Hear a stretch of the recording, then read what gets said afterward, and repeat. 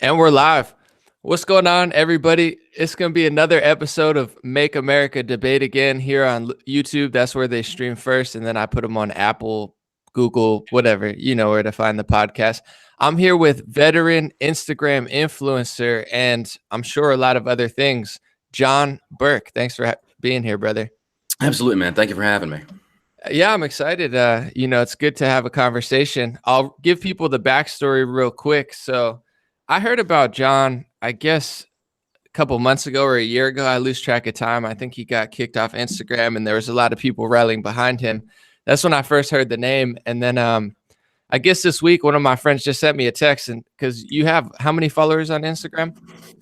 180 something thousand. Yeah, 180,000. So he moves the needle on Instagram, and he went off. I guess here's my original tweet. I was talking about Shapiro, so I'll give the back context to that. I was listening to Shapiro on Crowder, and Ben was like, Trump should shut up. He needs to shut up on Twitter, to win the next election. So I tweeted out, I said, listening to Ben Shapiro tell Trump to shut up in order to win this next election. The reason Trump won was because he opened his mouth and used social media well. Horrible advice from somebody who will clearly throw Trump under the bus whenever it's possible. So John shared this on his Instagram story, and he said, "Oh," and then he went off on me and maybe others, just espousing his opinion about the culture and the movement. So he said, "Or is it that you don't like anyone disagreeing with Trump because he's daddy? I've listened to Shapiro for some time." That wasn't towards you. That's towards other influencers that I see him called daddy. Yeah. Yeah, no, it's all good. It's no worries. I've listened to Shapiro for some time now, and there are very few times I think he's off target when it comes to Trump. I'd also love to see some of these influencers go up against Shapiro in a debate if he's so off mark. Well, I would love to do that, by the way. You'd get crucified. Why? Because you can't one tweet or a meme. You can't one tweet or meme a debate. You'd be forced to actually defend your stance with educated reasoning. And then last but not least is, so I'd be very careful when criticizing someone for critiquing the president.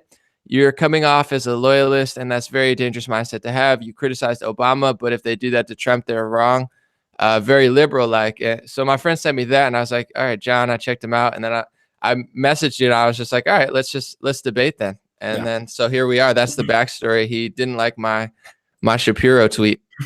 It's not just you. You talk about the movement, and the one thing that worries me or concerns me a lot about the movement is that I'm noticing, number one, a lot of anti-Semitism coming from the right in regards to Shapiro. When people want to attack Shapiro, a lot of it, and I hate generalizing, because generalizing, it's in the word, it's a generalization. But I see it a lot in the comments on my posts in regards to, if they hate Shapiro, it's not the actual topics he's discussing. It falls back on Judaism and things such as that. And then they bring out the globalism. They bring out that the Jews are conspiring to take over the world financially, various different things out there, which it's one of those things that they're going off into the realm of conspiracy theory, or just whatever you want to call it. But anyway, it keeps coming back to the fact that a lot of people don't like Shapiro because Shapiro will criticize the president when he does things wrong. And he also praises the president when he does things right. And the thing that worries me is this started when Shapiro was first beginning to be openly, I don't want to say hypercritical. Like, Shapiro sometimes will go a little too much. It's like, Shapiro, you need to back off sometimes. But at the same time, and this is the exact example I wanted to discuss about, was the McCain incident, the McCain issue. Let me plug in my headphones real quick. All right. While you're doing that, I just want to say, so with Shapiro, the thing that annoys me about him is not his Judaism, but even the way he critiques Trump. I feel like he's very factual until it comes to Trump, and then he becomes emotional and just kind of reckless with what I would consider bad criticism. It's one thing to say, Trump, maybe don't attack certain people and focus on this and do that, but to just say shut up and stop tweeting, that's something that the left says, stop tweeting, stop tweeting. But in this era of censorship, to me, I'm very sensitive on it, because you lost your Instagram. They've people like Joe Rogan, who, is more neutral but left leaning. He's like, hey, what about Trump? Like, does he violate terms of service? And Twitter is the last place that Trump can actually word for word say exactly what he wants to say. No matter how much you or Shapiro or me loves it or hates it, it's from the horse's mouth. I don't know if that's now you gotta watch what you say. It's like, oh, are you saying Trump's a horse? I'm like, no, well, it's a phrase. We got to put it in the context, though. It's not saying stop tweeting as in you don't have the right to speak or speak ill. It is, think of it this way: the context of what Shapiro is telling Trump to do. It's not for the sense of you need to shut up and stop talking. It's saying don't attack a dead man. Don't attack McCain. That's the issue right there. Shapiro is not saying Trump needs to be quiet as far as like, don't ever talk because you're stupid. He's saying on this situation, on this scenario, in regards to McCain, stop it. So I noticed that you shared, and this is the other thing I want to bring up. You shared what I said, but you also did not share what Dan Crenshaw said, who also agreed with Shapiro, not directly, but in an indirect manner said, Mr. President, seriously, stop tweeting about McCain. Yeah, but Dan Crenshaw is not President Trump. He just got there. So it's like these people. It's the same thing. It's like reserve second baseman talking to Barry Bonds. It's like, I get it, but I think, first of all, I think Shapiro and Crenshaw have awful foreign policy. Second of all, I'm very impressed with Crenshaw. I'm very impressed with Shapiro and what he's built, but they don't like their foreign policy when it comes to even the stuff McCain did. To me, what he did is awful, whether he's dead or alive. But to Crenshaw and Shapiro, I think they want to continue that foreign policy. So I don't know that I agree that just because someone passed away, that they're now, this shining light of greatness that you can't ever talk about ever. Yeah. People are talking about Michael Jackson now. He's dead. It doesn't seem to transfer over there. So I understand they have an opinion or perspective, but Trump's the president and they're not. But it's also a matter of perception, though. Now, look, I agree with you. Here's the thing. 2 points, rather. No one is above criticism, even myself, even on my own. The thing I love about the people that follow me is that if I'm wrong, they will flat out tell me. They're not blind loyalists, and I love that about them. And I appreciate that, and I respect that, because I'm not always going to get it right. I am not 100%. Like, a lot of influencers are chasing clout. They want to be the next big thing. They want to be the next famous person out there in the conservative movement. So they act as if they are the experts on everything. I tell people straight from the start, I'm not an expert. I was like, I've been doing this since like 2015. I've been watching this stuff because before that I was in the Army. I didn't care. I just did what I had to do. And then you start actually having to care about what's going on in the political spectrum. But in regards to McCain, I agree with you. I say that no one is above criticism. I would openly criticize McCain. You can openly. But as far as the presidency goes, in this scenario, Trump sometimes steps on his own feet when he tweets certain things. Now, here's the thing. I support Trump. But before I support Trump, I support the Constitution. The way I see it is it's kind of like a target. It's like, here's the Constitution and here's me. If the president falls into line with the Constitution, I will support the president. I don't support Trump on his support of the red flag laws. I don't support Trump on his ban on bump stocks. He's very anti-2A. I don't agree with that. But what Shapiro is saying from a PR standpoint is by you bringing back up McCain, it looks bad on you. Don't split your voter base, because in 2016, the boomer generation had a 71% turnout in the polls. The millennial generation, our generation, I'm 34, had a less than 46% turnout in the polls.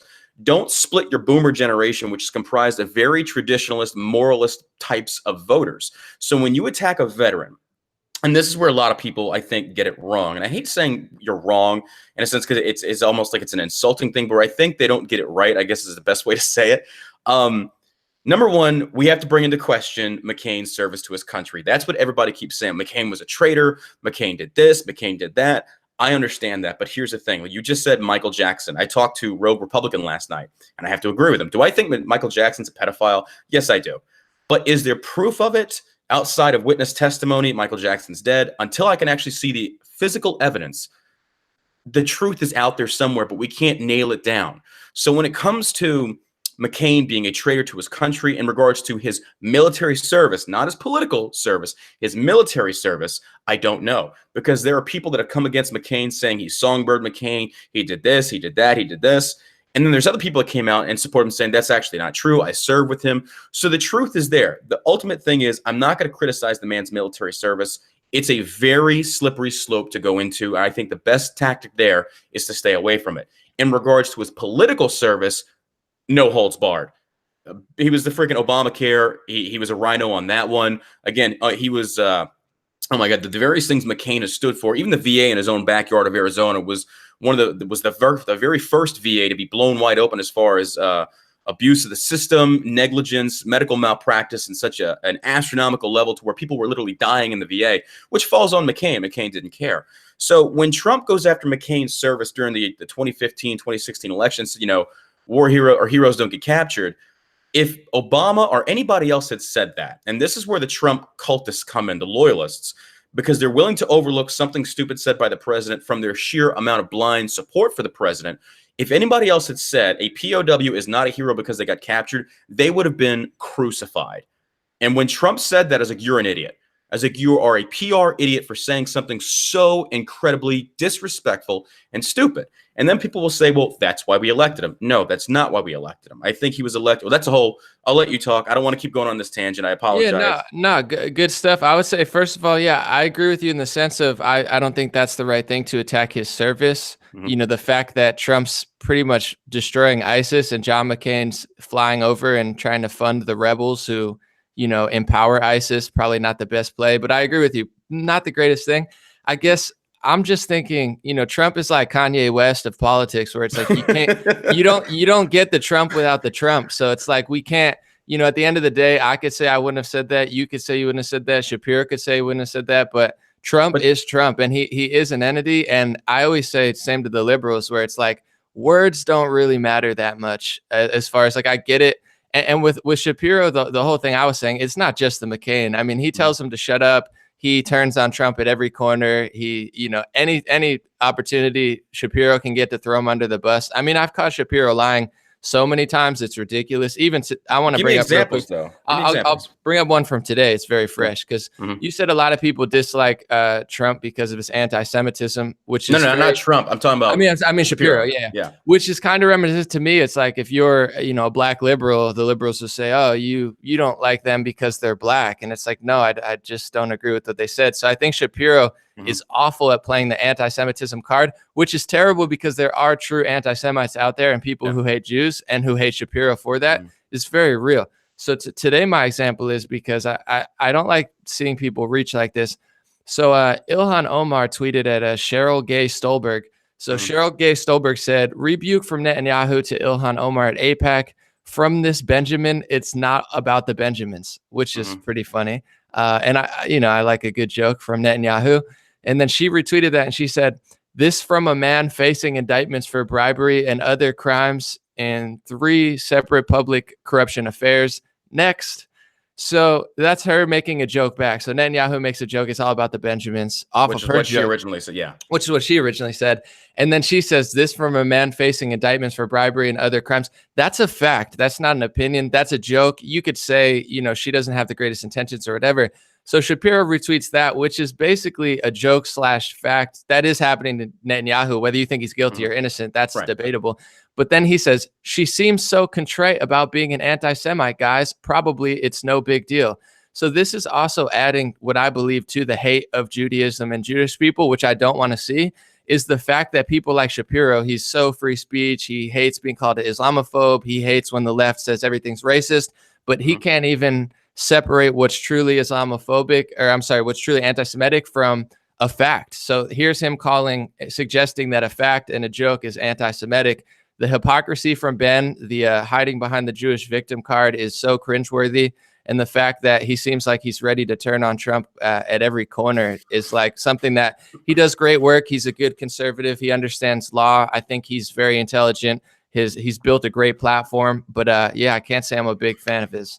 To say, okay, so what the example you just gave, I haven't even seen the tweet, but the example that you just articulated to me was, I don't see that as hiding behind the Jewish victim card. I've never seen Shapiro hide behind the victim card.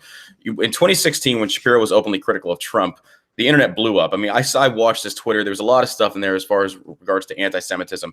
What he's talking about there is, Omar is not lying about that. Now, again, whether he's guilty or not is debatable. We have to have due process and actually see the evidence. But at the same time, it's Shapiro also saying that, she's deflecting from the point of her all about the Benjamins, which was an anti-Semitic tweet regarding stuff like that. Let's go to that, because how is that? Okay, you got to understand. That feeds into the idea that the entire But the entire world runs off of money. The NRA is a lobbyist. Planned Parenthood's a lobbyist. AIPAC is a foreign lobbyist. American Israeli Political Action Committee. That's what they do. If money didn't do anything, they wouldn't be there. People would just do it out of their own free will. But is that targeting specific groups, or is that targeting an entire ethnicity by using a type of generalization, which in a sense, it's not a generalization. That's their job, is to give money to AIPAC, American Israeli. They're influencing politics. They're a foreign country influencing politics. I'm not saying that I agree with you there. That's the individual. But to say it's all about the Benjamins and to scream, I couldn't stand that all conservatives were saying that's anti-Semitic, because the problem is there are really people who hate Jews completely. But it seems like Jewish people, and from Chuck Schumer to, you know, Dianne Feinstein to Ben Shapiro to Dave Rubin, the one thing that they all cave on is like any criticism of Judaism, any criticism of AIPAC, which is, I mean, guys, it's like Saudi Arabia. If I say that Prince bin Talal, you know, has investments in a lot of companies, and they're like, whoa, that's Islamophobic. It's like, no, that's a fact. So it's like, I'm not a fan of Ilhan Omar. I think her progressive politics are awful. I legitimately do think she doesn't really care for America or Israel. But the way that conservatives are so willing to play the liberal game and say that's racist, that's sexist, it's the same thing, where it does disservice to real anti-Semitism. There's nothing anti-Semitic about saying it's all about the Benjamins. It's the context of what she said. And then previously 2 tweets she also tweeted out that were very anti-Semitic in nature, talking about Israel. It's like, she's basically openly. What were they though? Let's go point by point, because it's all about the Benjamins talking about AIPAC. That's not even remotely anti-Semitic. Shapiro lied about it. Most how?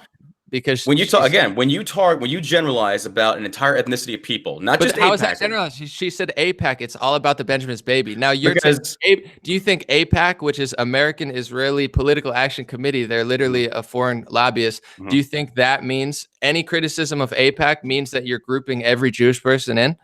I think in the context that she said it, yes, it is. That's how the perception of what she said and how she said it. How she presented that tweet in regards to it's all about the Benjamins, baby, with a music emoji.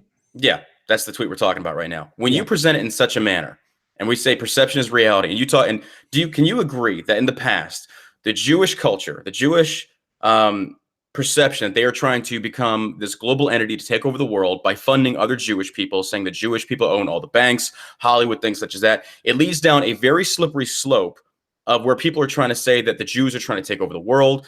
I think Omar's tweet, kind of like Roseanne's tweet in regards to how she made the comparison of a woman that we didn't really know was black to a monkey, might not. I don't think she's racist. I think it was perceived as being racist. What Omar did, the perception of anti-Semitism is very strong there. It's a side-by-side comparison of saying, is that anti-Semitic? Well, does it come off as anti-Semitic? I think it does.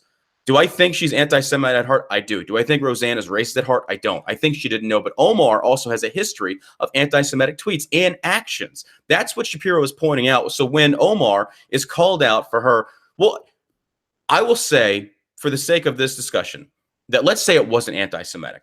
Let's say it wasn't. But what Omar just did in regards to what Shapiro just retweeted was a classic deflection of what she was trying to throw off the spotlight on this guy that's currently under investigation, whether he be guilty or not. All that is classic deflection.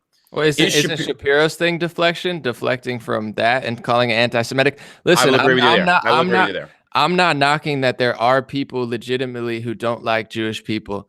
You know, that's very, very real. And it is dangerous to have people who hate on an entire group of people. But my thought is, seeing it from the outside, is one reason it's growing is because, you know, yourself and people like Shapiro, they say, oh my God, it's a conspiracy that Jewish people own a lot of stuff. I mean, Jewish people are 1% to 2% of the population. They own a ridiculous amount of stuff. When LeBron James says white NFL owners act like slave masters, which, by the way, I have no problem with. I think a lot of bosses do have a slave master mentality and they don't treat their workers right. I'm okay with that opinion.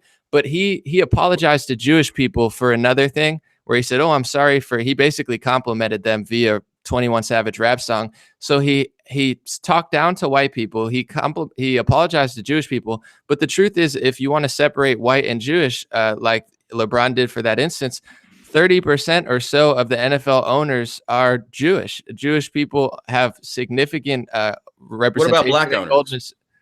black owners of black team owners. What's the percentage there versus white? very Versus low, Judaism. So at very the low. same time, though, to sit there and again, a generalization, you say a No, slave it's not a master general. mentality. It's not. I don't. That's what LeBron said. Hey, I'm just saying. But you're saying you This agree with this idea. tweet. You Well, agree no, with no. this idea I that have he treats that the NFL, no, the no, no, white no, slave masters are no, no, no, how, no. That's not what I said. I said I agree with his right to say that, and I agree that some bosses, I believe, do have that type of mentality. I'm not saying that all in what NFL regard? owners.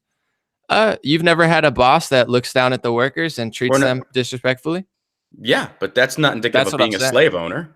Well, That's just being I'm indicative of saying being an he's asshole. allowed to say it. He's allowed to say it No like one's that. saying he's No. not allowed to say it, but to go back what you just said, as far as what LeBron James said, he Yeah. said these white NFL owners. You said you agree they have this slave master mentality. No, I don't agree that they have a slave master Okay, mentality. so, I said I I agree with his misunderstood right. you. Yeah, I agree with his right to say it, and I said I agree that some people have that mentality. I don't work for an NFL team, so I can't tell. I'm sure he was exaggerating, but my point being is a lot of the problem with the anti-Semitic yellers is like Jewish people are doing incredibly well. I could say it's because, good parenting, maybe Culture. religion and I think culture. culture has a lot to do with it. But to say, like, when they're like, whoa, like any criticism of the Rothschilds is anti-Semitism, saying that people control the weather is anti-Semitism, even though, I mean, it's on paper that there's people who have the technology to manipulate the weather in some form. It's debatable how much, but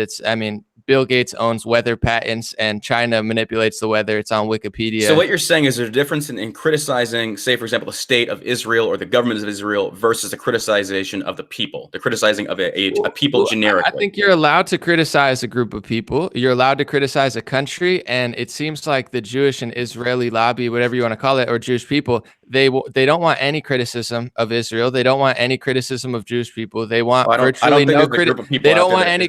They don't want any criticism of AIPAC, which is if Planned Parenthood and NRA can take criticism, why wouldn't AIPAC? So my thing is they conflate it. They think everything's anti-Semitic, and where that bothers me is kind of like liberals, because I don't have this deep-seathing hate for Jewish people. I actually love a lot of Jewish people in my personal life, some of the best people I know. So I think what builds anti-Semitism even more is when you accept no self-accountability like liberals and you call everything racist, sexist, anti-Semitic, and then the hate builds up because some people are like, I want to talk about AIPAC. You're anti-Semitic. I want to talk about the Rothschilds. You're anti-Semitic. Jewish people are doing really well. No, they're not. You're anti-Semitic. It's like, no, they are. And AIPAC is a lobbying group, and it's all real. It's just how are people presenting it? So I think it builds more hate. True, but the generalized statement you just made was not, I don't see that as being anti-Semitic. To saying Jewish people that own a majority of these companies, you could go back to do actual comparison, is probably factual. I will agree, but what about the Asian culture in regards to technology? Oh, no, they're doing amazing. So, but here's the thing, though. It's when you say that, that's fine.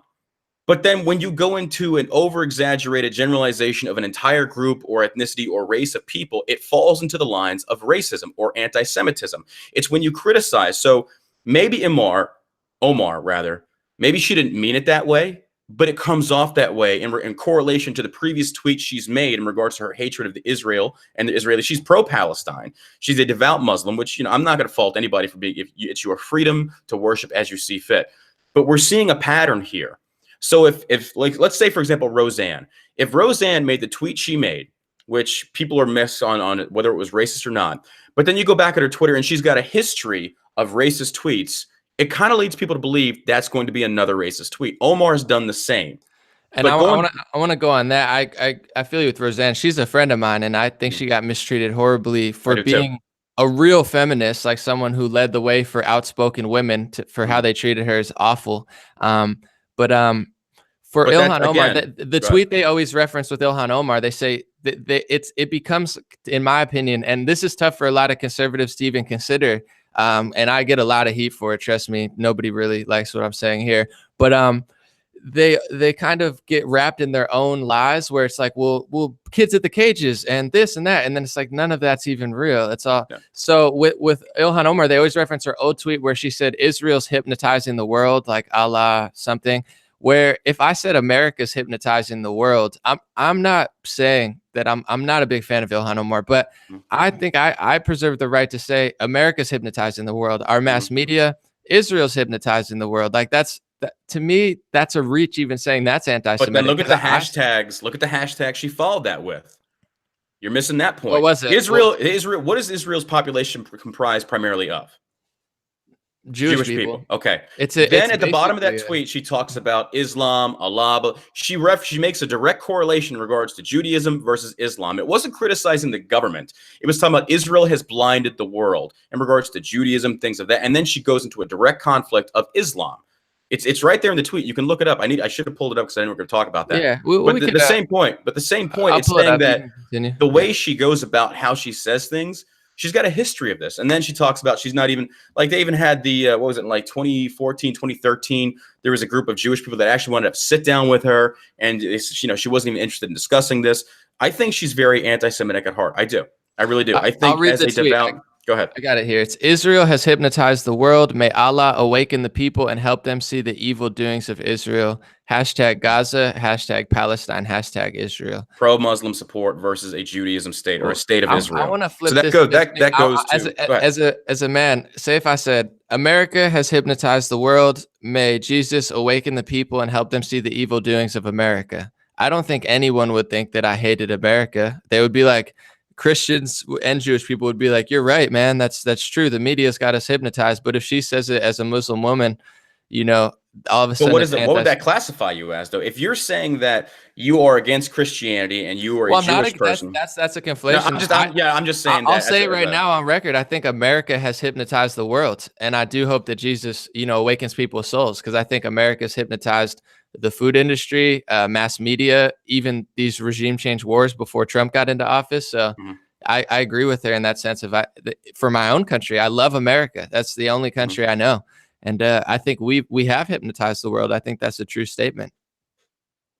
I think that leads down a rabbit hole that involves a lot more discussion in regards. And I think I probably agree with you on a lot of points out there in regards to the government's become too big. Free market is no longer free. I think that we're involved in a lot of international affairs that we don't need to be belong in or don't need to be involved in. I will agree with you there. But to go back to Omar, again, the tweet that you made today, or that Shapiro made today, would I say that's him trying to play the victim card? Well, we have to ask ourselves, what's victimhood? Do I think Shapiro probably should have backed off on that and let it go? Yes, I think Shapiro's upset. I think he does not like her. And I think he wants to expose anti-Semitism. I can agree with that. But when you talk about he throws him under the bus every chance he gets, listening to him yesterday in regards to the Mueller investigation, Shapiro was nothing but praising of Trump. I assume you listen to Shapiro's podcast because you said in your tweet that you were listening to Shapiro. Tell him to shut up, because I want to get back to the point of this. Yes. Ilhan Omar, I think she's a very foolish woman. I think the things she's tweeted and said, again, your intent versus how you deliver it can be two totally separate things. Case in point, Roseanne Barr. I don't think she's racist. I think she just said it in a very, very foolish way that could be easily perceived as being racist. When you compare a black woman who doesn't even look black to a monkey, that's racist. That's the problem there. But to go back to what Shapiro does, we say he throws Trump under the bus at every chance he gets. I think Shapiro's been wrong on Trump on a few occasions in regards to the tariffs war Trump wanted to get involved with. I think Shapiro's out of his level of expertise there. I think Trump knows more about international trade than Shapiro does. But Shapiro also looked at Trump and said, Trump did good here. Trump did good here. I support Trump. And, people always fall back to the thing that Shapiro said he doesn't like Trump. Okay, I can agree with that. Shapiro is a very devout Jewish man, just like a Christian man would, if you will. He has a very strong he's a very devout Jew, or somebody being a devout Christian. From a morality standpoint, I see why a lot of people don't like Trump. But at the same time, it's like you kind of have to separate that in today's day and age, to where I don't think we're going to have very moral politicians. And I don't want to vote for them based upon their level of morality. I want to vote for them based upon their ability to do a job effectively. And I think Trump's doing a good job there. But when Shapiro comes in there, he's saying, shut up, stop tweeting. Again, it's not Shapiro saying you don't have the right to talk or you need to stop talking altogether. It's saying on this specific issue, from a PR standpoint, for your own voter base, stop attacking McCain. And even, like I said, even Crenshaw, who's the up-and-comer in the conservative movement, like, people love them some Crenshaw. I don't know enough about Crenshaw. Crenshaw, you're right. He's new. He's hit the scene. He's different. I like what he stands for. He's very devout on the 2A. His foreign policy in regards to, I think it was Syria, I disagreed with. But I disagree with Trump as well. That's a whole different topic. But the point being is, even Crenshaw was telling Trump, don't talk about this. Let it go. Because McCain, no pun intended, dug his own hole. I don't mean to be disrespectful to McCain, but I'm saying is, McCain, when he didn't invite Trump to his funeral, was so petty. His daughter, so petty. McCain's funeral was an anti-Trump bash fest, and Trump played it smart. He didn't talk about it. He just let them criticize him, and it looked so petty, and it painted Trump in a good picture. And Shapiro actually praised Trump for that. So when we say Shapiro throws him under the bus at every turn, I have to disagree with you. Yeah, no, I want to, first off, I do think Crenshaw has been very, very impressive. Even just the way he speaks and stuff, a lot of conservatives can learn a lesson from him. And Shapiro, I'm sure he did, praise Trump with the Mueller report now, but it's easy to do. It's out, and it's, 2 years. Every turn of the Mueller report, Ben was like, "Oh, it's looking bad for Trump. Oh, it's looking good. It's looking bad." So it's based easy on to perception. do now. It's based on perception of what America sees. But even Shapiro went on Bill Murray or Bill Maher, that idiot, and he talked about it's like, I'm waiting to see the facts. But I have a video. No, not to compare, but to compare, I guess. I have a video from 2 years ago where I explained it is a total fraud, why it's a total fraud, and all the evidence was there. I used people progressive. About the Mueller investigation? Yeah, from Glenn Greenwald to Jimmy Dore. I mean, we every story that they pushed was really dishonest. But I will say, he definitely praises Trump sometimes, and he definitely doesn't. That's fine. My thought about him telling Trump to shut up, and he does it quite often. It's like, Trump shouldn't do this, Trump shouldn't do that. If people listen to Ben Shapiro in 2016, we wouldn't have a President Trump. He wasn't supporting him then. That's fine. He has the right to tell Trump to shut up. I have a right to say, listen, Ben, Twitter is a very important vehicle for him, and Trump is himself.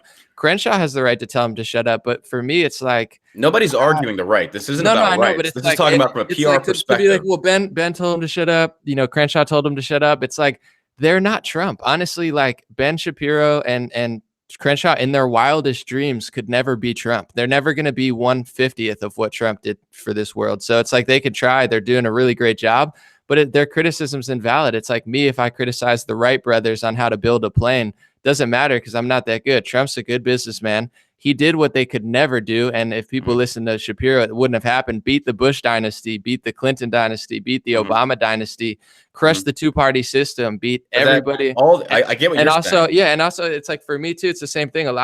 I don't mind criticism. I'm very wise in the sense I listen to good advice, but it's like, listening to Shapiro and Crenshaw try to tell Trump what to do is like listening to the peanut gallery. It's opinion. You also have to understand though that they are political. Well, being Crenshaw is not. He kind of is and kind of isn't. But Shapiro's a political commentator. That's his job. Just like Rush, just like Beck, just like they're political commentators. So they're going to tell people what they think you should do. Yada yada. So for example, like when it came to the tariffs, it was one of those that I had to take a step. There are some things that I will say, from my own personal experience from the peanut gallery, when it comes to foreign policy in regards to the Middle East, I will interject and say, this is what should be done because I've actually been there. I've seen it. I know what will work and I know what doesn't work. And you're right. I think Shapiro lacks, he's like 34. He lacks a lot of experience on a lot of these issues. And it's one thing to criticize from the sideline versus be the man in the actual arena. So I will agree with you there. But at the same time, going back to the main point, do you think it's good advice for Trump to stop tweeting about a dead man? Not simply because of the right of free speech, but because of perception and a 2020 re-election coming up, which I think Trump will secure the primary no matter what. I think any kind of Republican to go against him right now is going to be a waste of time. But do you think that's solid advice to stop tweeting about a dead guy? I'll say this. I don't think McCain is very popular on the right wing.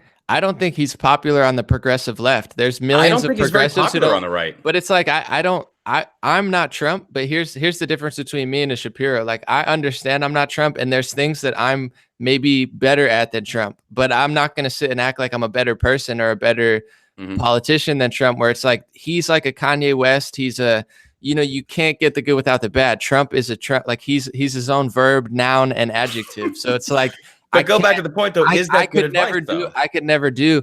I don't think so, because to be honest, what McCain possibly did, and a lot of other people, regardless of where he's at, I think it needs to be spoken about. And when you have his daughter on television screeching and screaming at everybody under the sun, she brought on Tulsi Gabbard, who's, a veteran herself, and just made mincemeat of her, just being rude and disrespectful on television.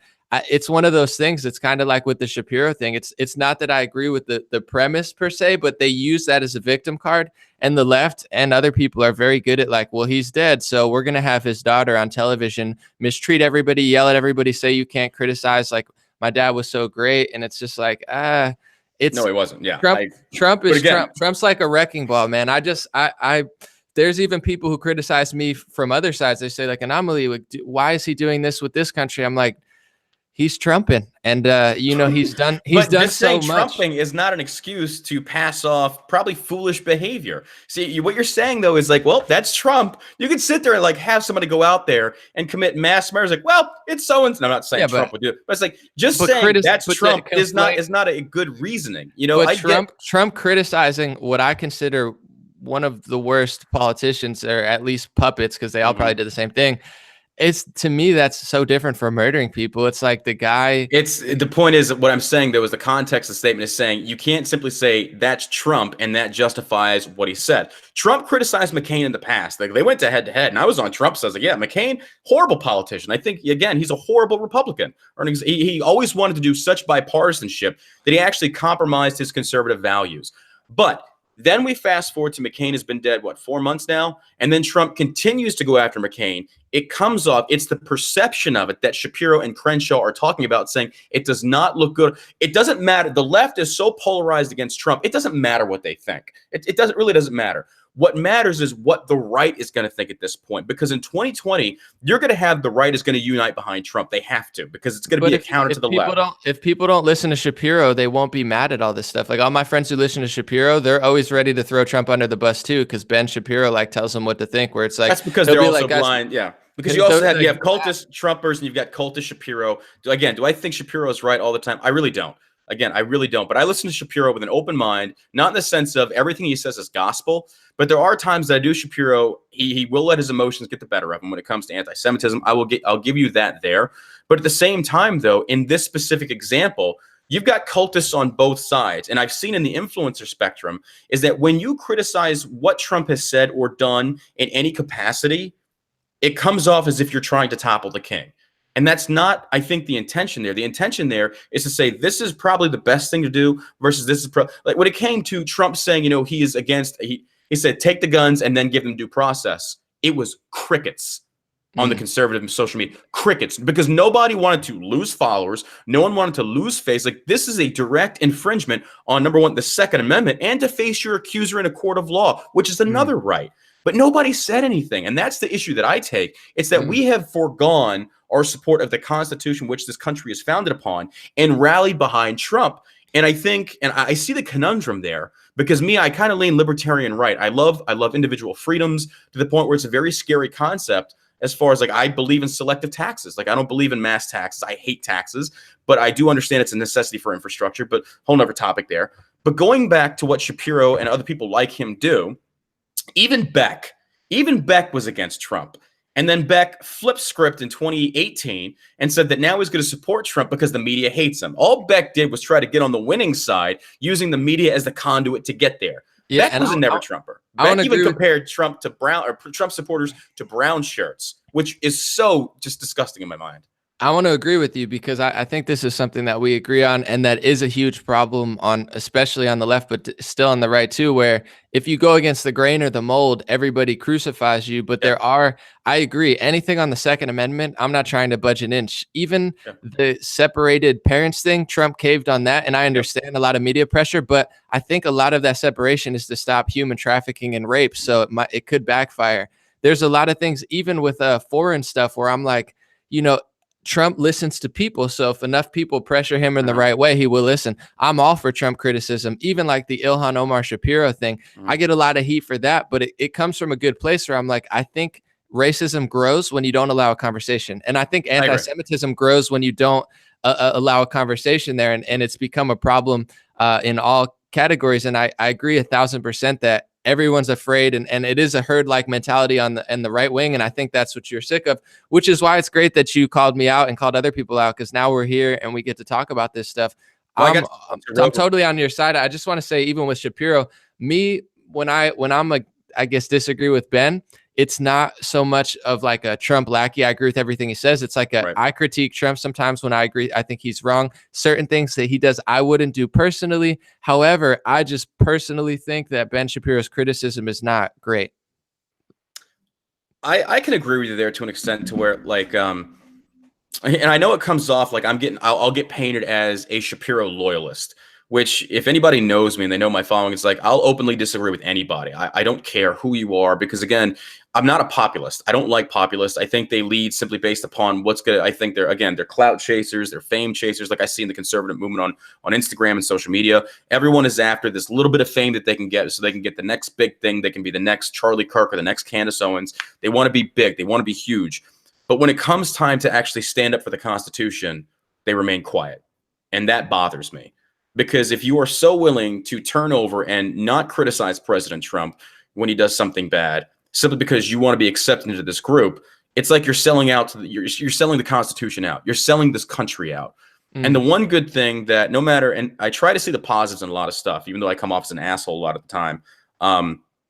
When you have people like Beck, when you have people like Shapiro, when you have people like Crowder, when you have a lot of people out there that are very big political commentators and have their own following, what they have done now is they've set a precedence that in the future, the next president, and I think it's going to be a very good thing, is going to be to where people are going to wake up and start agreeing versus disagreeing with his or her decisions based upon its ability to fall in line with the Constitution. And no more loyalty to party. Putting the party above Constitution is a very big mistake. And I hope more people wake up and start understanding that when you put the party before the Constitution and say, just because the GOP main thinks this way, that we can just willingly throw down our guns and say, if Trump says he's for red flag laws, no, I agree because Trump said it. It's like, no, you literally just compromised on what the forefathers built this country upon.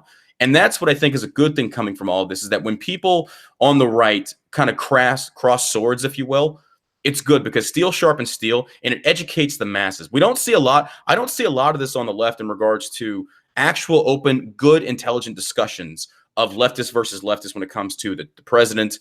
It's all just a Trump bash fest. But when you actually get down and you start talking, and this is what I talk about, the meme, and you can't one single tweet, a lot of these influencers, when it comes to actual discussions such as we're having now, cannot get into really much depth in regards to a specific issue because, number one, they lack the intelligence, they lack the understanding of it, and it's meme warfare. And it kind of bothers me in that aspect because some of them are kind of like, well, I have this massive following. I'm probably the subject matter expert. I was like, look, I'll be the first one to tell you. There's a lot of things I don't know and don't understand. And that's why I like having discussions, because that way we can at least educate one another on our perspectives. Like I got to talk to Rogue Republican last night, and he actually changed my mind on background checks for firearms. Because before I was like, well, what's the problem with having a background check? It doesn't infringe on your right. It just makes you go through a more narrow tunnel to actually utilize that right. And he said, you could basically have the same argument in regards to banning felons from owning guns. They're still going to get guns. Like, that actually makes sense. So I had to change my mind on that one. But the point being is that when Shapiro and them criticize Trump, and it's justified, I'll agree. When they criticize Trump, I think a lot of it is perception. If Shapiro is perceived to be very hypercritical of Trump no matter what, I can understand people's perspective there, but I also think Shapiro does not like Trump as a person, as a human, and I understand why. For sure. No, that I think it's definitely like an emotional dislike, but also Shapiro's been in the game for a while. So when he didn't like Bannon for a while, people were saying, oh, Shapiro's this and that. But then when Bannon fell out, everyone was like, oh, I don't like Bannon, where it's like they rallied Trump, to Shapiro. But Trump, Shapiro, actually knows Bannon. So he's on a different, it's not like he's watching on TV, like he actually has a personal relationship and he legitimately didn't like Bannon. And I understand that. I agree with you on the Constitution stuff too, where the conservatives, and this is growing on the conservative side, a lot of people, I feel like when the left wins, we go down quickly. When the right wins, it's like a slow decline. We're still slowly losing stuff. And that's my big thing that I feel like almost no one that's more right-leaning has pointed out with even the Ilhan Omar stuff. I think that, the religion should be tightly looked at. I think the immigration stuff Trump's doing makes sense. I don't think she's a good American politician at all. I don't trust her even the slightest. However, what I noticed that no one else noticed when they said, Ilhan's anti-Semitic, and then 2 weeks later they passed some sort of resolution for Congress. And I read the resolution, and I don't know exactly what legislation it is, but it said, this is to protect against anti-Semitism, anti-Islamophobia, anti-this, They grouped it all together, yeah. It included everything except for like Christian and white. So it was like a extra victim card for everyone else. And I don't know what type of legislation. So I'm like, that's my fear, is that they know the right wing doesn't, is very critical of Islam to the point of literally some people hating it, which I don't think is very healthy. But they know that. So people know how to work that stuff where it's not even that I specifically like her, but they're using her kind of as a shield for a few things that I think. One, I think they're passing speech laws, which freedom of speech, I don't think there needs to be a resolution. They're like, anomaly, that doesn't mean anything. If it doesn't mean anything, then why is it being passed? They're just passing thin air through for what? I think it's again perception being reality. It's to cover up the fact that the Democratic Party wouldn't openly condemn Omar for anti-Semitic actions. They wouldn't do it because basically even Nancy Pelosi got up there and said she doesn't understand the meaning of words. She didn't. It was excuse after excuse for. So what they tried to do was pass this legislation. But it included anti-Islamophobic too. So the legislation that passed actually gave Ilhan Omar more protection, and nobody noticed that. So it's. Oh no, a lot of people noticed that, and that's why I think it was like 12 Republicans, or it was like 23 Republicans wouldn't even vote on it. Said we're not going to vote on it because you are not singling out Omar, which is the main cause of why this legislation even got introduced in the first place. It was like a slap in the face of what everybody was against her for, and that was the funny part. So again, when it comes to cleaning house and policing up people, the Democrats won't do it. They refuse to because they know if they acknowledge that, it gives them massive blowback. If we don't acknowledge it, and then instead we kind of go, we just kind of go around it and say like we're passing this legislation for no more anti-Islam, no more anti-Semitism. But it's like, but Omar is the reason we're here. So why don't we address that? That's my problem. I agree with you. Yeah. I'm glad because I'm like, guys, they'll play us. That's how the left is just easy to play. Like you said, there's no intellectual discussion. It's a Trump bash fest. You can't even say, I think he's not that bad. It's awful. There's nothing really going on over there. But on the right, they know how to play us because they know that we love America. They know that, they can manipulate based on that. But also my thing with AOC and Ilhan Omar, although I will agree that they're extra distasteful, like just to listen to, they're quite obnoxious. That I think they're similar to Trump in the way of they're not like the left thinks that Trump is the bringing of all the bad stuff, but he's the reason he's there is because people are so tired of all the other stuff. Same with Ilhan Omar and AOC, where it's like if you attack them, it's like swinging at the leaf on the tree and thinking the whole tree is going to go down. Where it's like Ilhan Omar and AOC went there because there's nothing going on the Democrats. I mean, their leadership is pathetic. Like Schumer, Pelosi, Feinstein, it's like Night of the Living Dead over there. So. My fear is that not only is Ilhan Omar attacking her has now passed speech resolutions that go in her favor and in opposition of free speech, but also it's not actually solving anything because it's like she's not the problem. Like Pelosi, Schumer, these people are so bad that the left is desperate and it needs I could think of like on my hand maybe like 5 or 6 people in Congress that I legitimately actually like on both sides.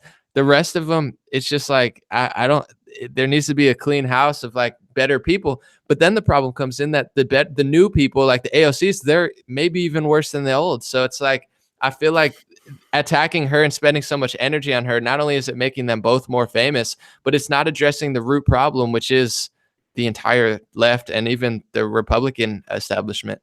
Well, I think the biggest reason why people spend a lot of time on AOC and Omar is, again, it's all perception based. Just like I said with McCain, everything is perception. That's politics 101. Perception is reality with a lot of people out there. So the reason they're going after AOC and Omar is they've fed the media. They've fed the right and given them plenty of content to use to paint the left to look stupid, which I disagree with a lot of things on the left out there. But it's one of those things like if you're constantly going out there and saying very ridiculous, just outlandish things like AOC does, which we're starting to also see the fall of AOC. Even Democrats are like, even in New York, she's not very well liked right now with the whole Amazon thing. I know there's a lot of depth to that as well. But the thing is, like, she loves the attention. She's getting more attention. She's trying to like breathe new life into the Democratic Party. And it's kind of a good thing because with the more spotlight she has on her, when she shoots herself in the foot, it's going to be magnified. And she already has. The Green New Deal was such. It was beautifully done. It was just perfect because she presents this new idea and talks about we need to revolutionize everything. It's just so much money. What was it, like $93 trillion? And it even talked about like doing away with airplanes and all kinds. It's not feasible. And it looked like a child tried to develop this in this world of pie in the sky, like not feasible, not pragmatic whatsoever. So when she did that, it blew up. And it even turned into a thing to where they want to bring it onto the floor to vote on. And, they're kind of saying like, oh, well, we're just doing this because it's a disgrace. Democrat or Republicans like hate me, yada, yada. It's like, well, you wrote this. Like you and your crew wrote this. and now it's got national attention, and it just only goes to show how ignorant you are, and you are so far out of your league that you don't know what you're talking about, which I don't think ever would have happened had she not had the spotlight. So I can agree and disagree that there are times that, yeah, if AOC goes out there and dances on a roof, oh my God, she's dancing. Who really cares about that? That has nothing to do with politics. So I think the right got it wrong on that one. I just know there's a lot of people who are kind of like, oh my God, she's dancing. It's like, who cares? She's dancing. Yeah, Versus she fouls up and yeah. You're right about the left. They're having a civil war now because you have your new, I would consider them more socialist communists, like the AOCs and the Ilhan Omars. They're like the progressive wing, which is just socialist communist.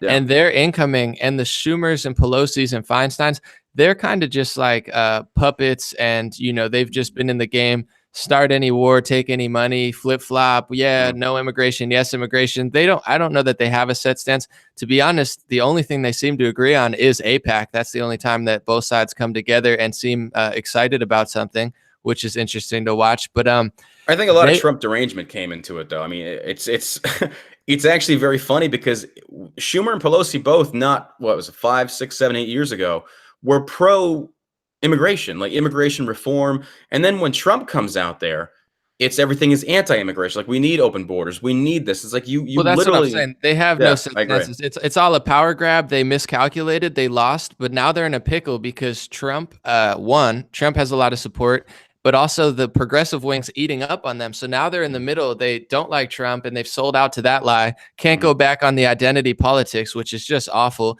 And then they have the AOC wing coming in. They're screwed. I mean, for sure. It's just a question of like, are we going to go socialist communist for 4 years and ruin everything? Or are they going to shift? Like, they have a decision because Trump honestly doesn't hate them that much. He's just like, guys, get it together. There's a possibility the Schumers and Pelosi's might shift to that, but it's tough because they caught themselves in a pickle and they're living a lie. Like, identity politics is a lie. We're seeing identity politics bleed into the right as well, though, and that's become an issue that I try and call out when I can. It's like the identity politics needs to stop on the right. Identity politics pulls away from the actual issues needing to be discussed. If the left can keep the right on their toes about accusing people of racism and all manner of things, it keeps us arguing about those issues and not focusing on more important issues. Do I think racism exists at such a massive level like Democrats want to say it does? No, I don't. I really don't. But I think that if they continuously use identity politics, which we know they do, and then the right adopts the very same tactic, we're literally, it's no better. It's like, focus on the actual issues that need to be discussed and things such as that. So it's very worrisome to me. Like, again, it's the feel of the influencer world that we keep having these identity politics being brought up, or that's racist, when in fact it's not racist. And, you know, or Shapiro said this, or Trump said this, versus it's not. Like, when Trump says something, and even I was like, Trump shouldn't have said that. It's like, oh, so you're against Trump's Second Amendment right? It's like, no, I'm saying from a PR perspective, from this idea of, you know, of 70% of a turnout rate, that is the majority of your voter base, that are very traditionalist in nature. You need them. And I don't say pander to them. But again, the one thing I've learned is it's a lot about, you have your subject. It's the delivery that I think is 90% of what matters. And people, if you can deliver it in such a manner that people will at least have their minds open to receiving and listening to, and then you break down what you mean by things, you're way more effective.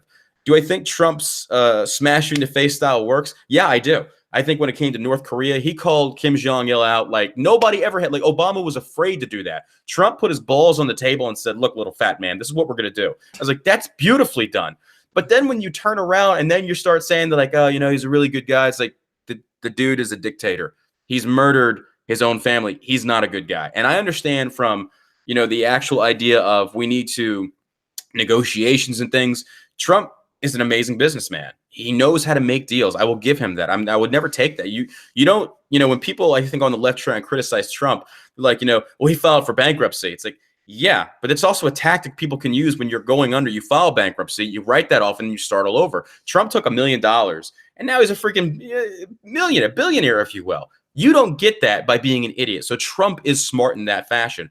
But I think sometimes Trump, and this is one of those things that I kind of agree and disagree with some people on, as far as Trump says some things, I think sometimes when it comes to negotiations on the international level, it's simply because he's inexperienced. Say, for example, when you go out there and you praise Kim Jong-un, it's like, you probably shouldn't have done that. You know, but I understand it's a very sensitive subject when you're trying to denuclearize a country that is ran by a madman who is a freaking dictator. I understand that, but again, that's just my perception. Yeah, I want to say first, I agree with you that there's way too much identity politics on the right wing. That's why I'm very questioning I'm like, all right, don't call it that unless it's that, because now I agree. if everything's racist, this, that, then it's like nothing is, and now we're all confused, and that's kind of where we're at. Yeah. And even on the right, a lot of the up and comers, there's some cool people for sure, some people doing really great work, but I see a lot of like power and ego, and I don't like that, because eventually that's gonna, if you don't do it for the right reasons, you're not a good person. It's gonna backfire just because they're more right wing. There's a lot of worrisome stuff on the right. I agree with you there.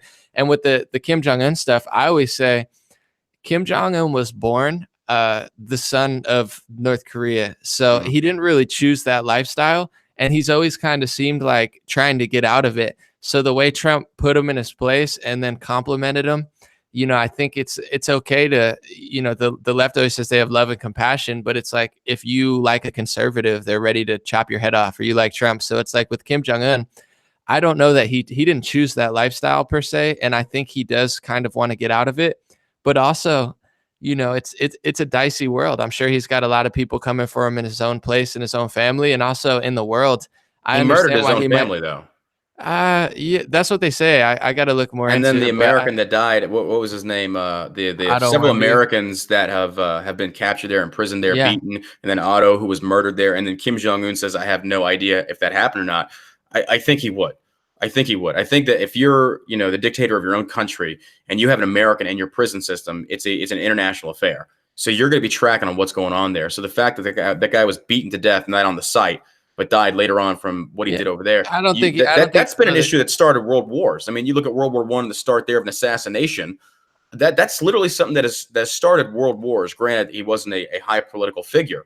I don't think he's Mother Teresa, but it's like with Trump, when you have your own intelligence communities and your own politicians actively trying to subvert everything you're doing, if it was up to them, we never would have cleaned up Syria.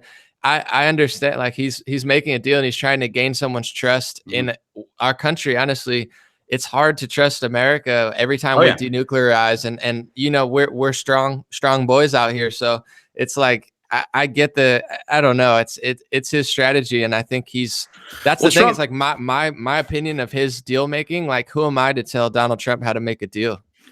I could see that in a sense of armchair quarterbacking, in hindsight being 2020. It's I know if we ever real quick, and I'll let you go.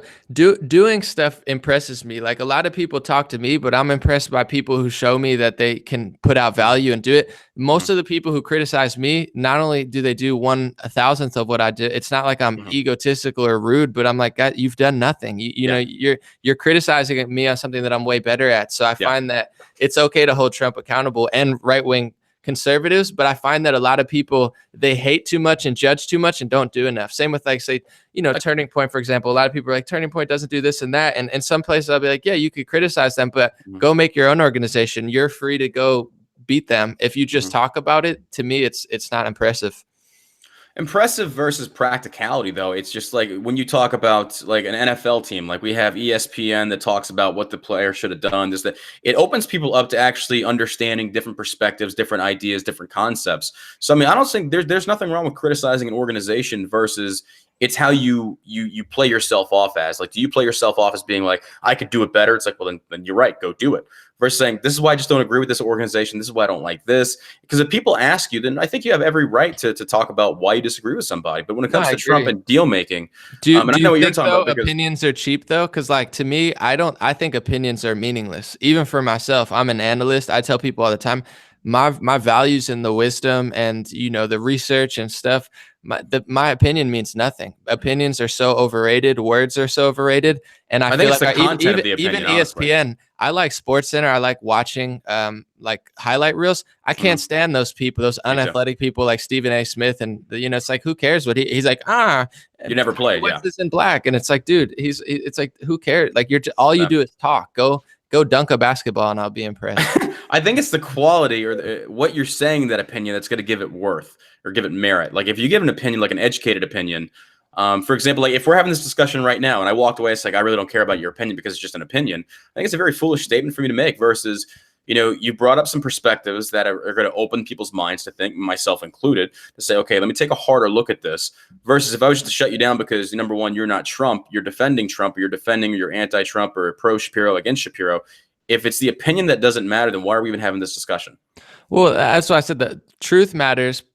Intelligent discussion matters, learning matters, wisdom matters, but I'm saying opinions, because it's like, even with it, they're saying, well, 96% of scientists said this, and that's great, but like there's volcanoes, there's, glaciers are now growing and they can't figure out why, where it's like the 97 scientists who were looking at Orville Wright build a plane and said you can't build it, their opinion literally didn't matter. The truth matters. So it's not that not that our conversation doesn't matter. It matters because there's inherent value here. There's wisdom. There's intelligent perspective. But I'm just saying the act of opinions. And I think what makes my perspective even matter in the slightest is, one, it's somewhat honest and wise, and also the results that I've been bringing in. It's like those are having an impact. Same with you. You're a quote unquote influencer. I know that's a cringy word, but it's like.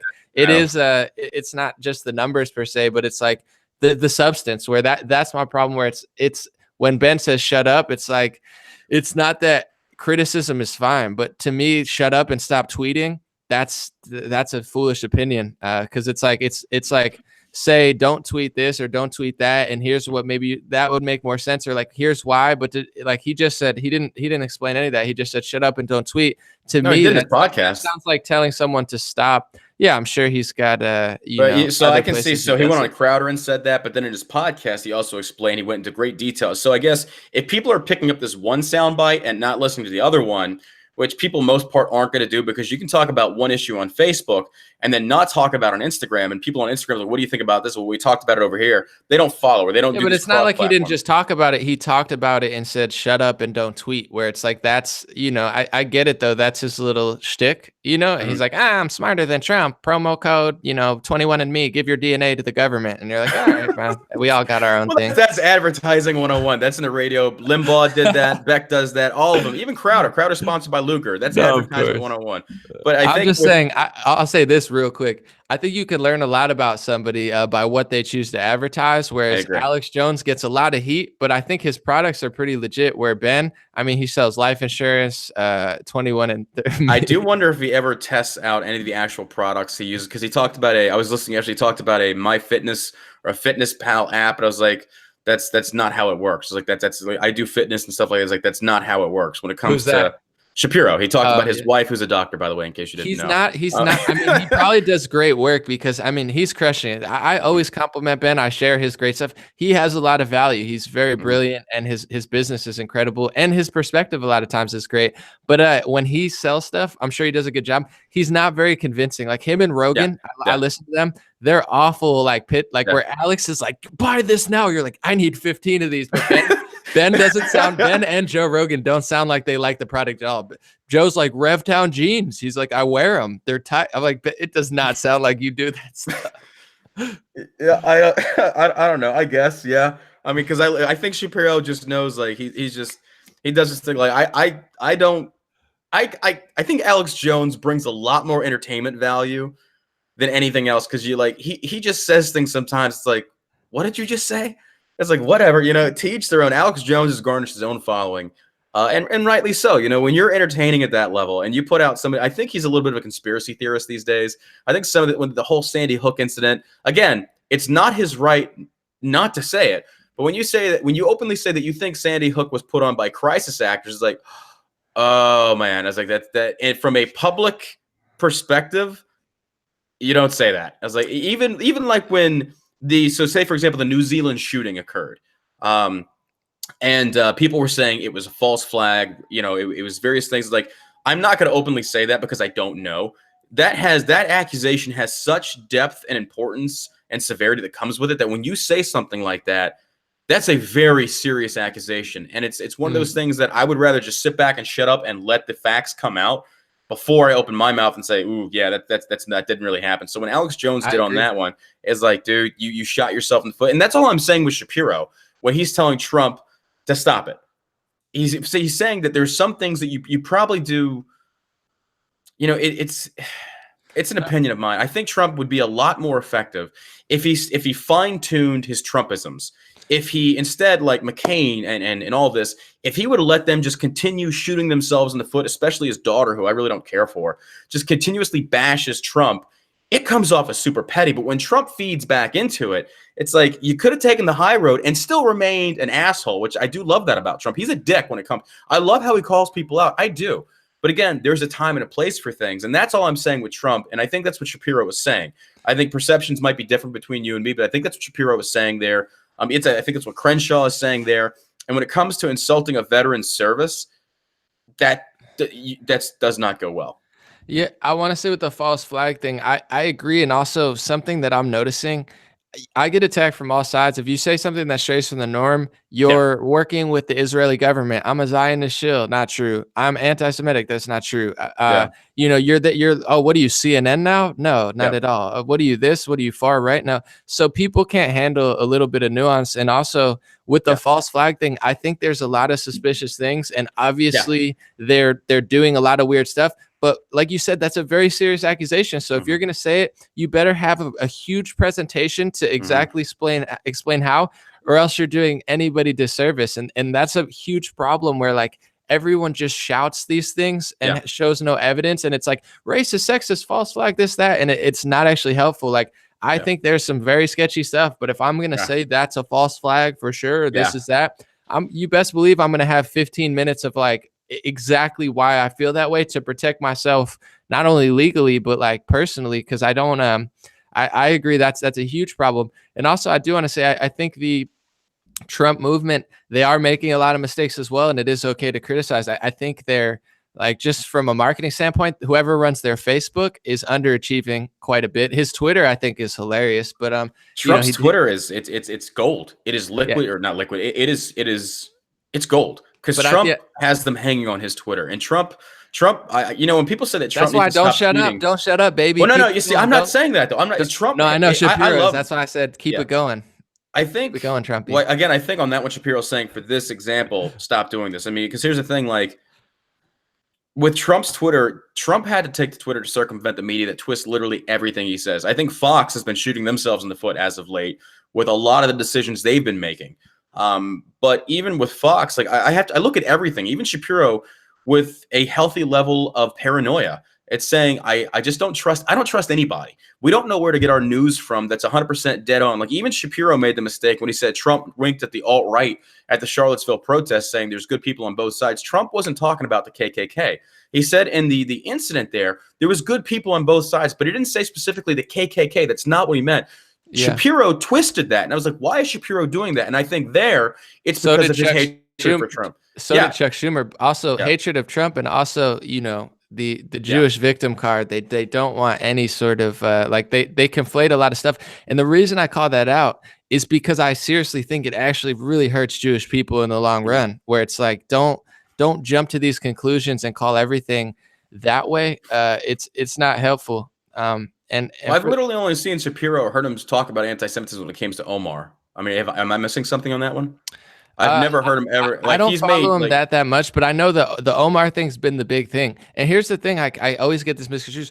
I don't really like her at all. I don't trust her. I don't think she cares for America or Israel. I don't think at all. But they're using her almost as a shield, where it's like they're not only passing anti-free speech stuff, but they're like, you can't create. Where it's like, to be honest, I never thought twice about AIPAC. I never even heard of it before Ilmar said it and conservatives freaked out. And then I looked into it, and it is a little bit suspicious. I'm not going to lie. You got Chuck Schumer, Nancy Pelosi, Kevin McCarthy, and Mitch McConnell. This is the only thing that the left and right agrees on.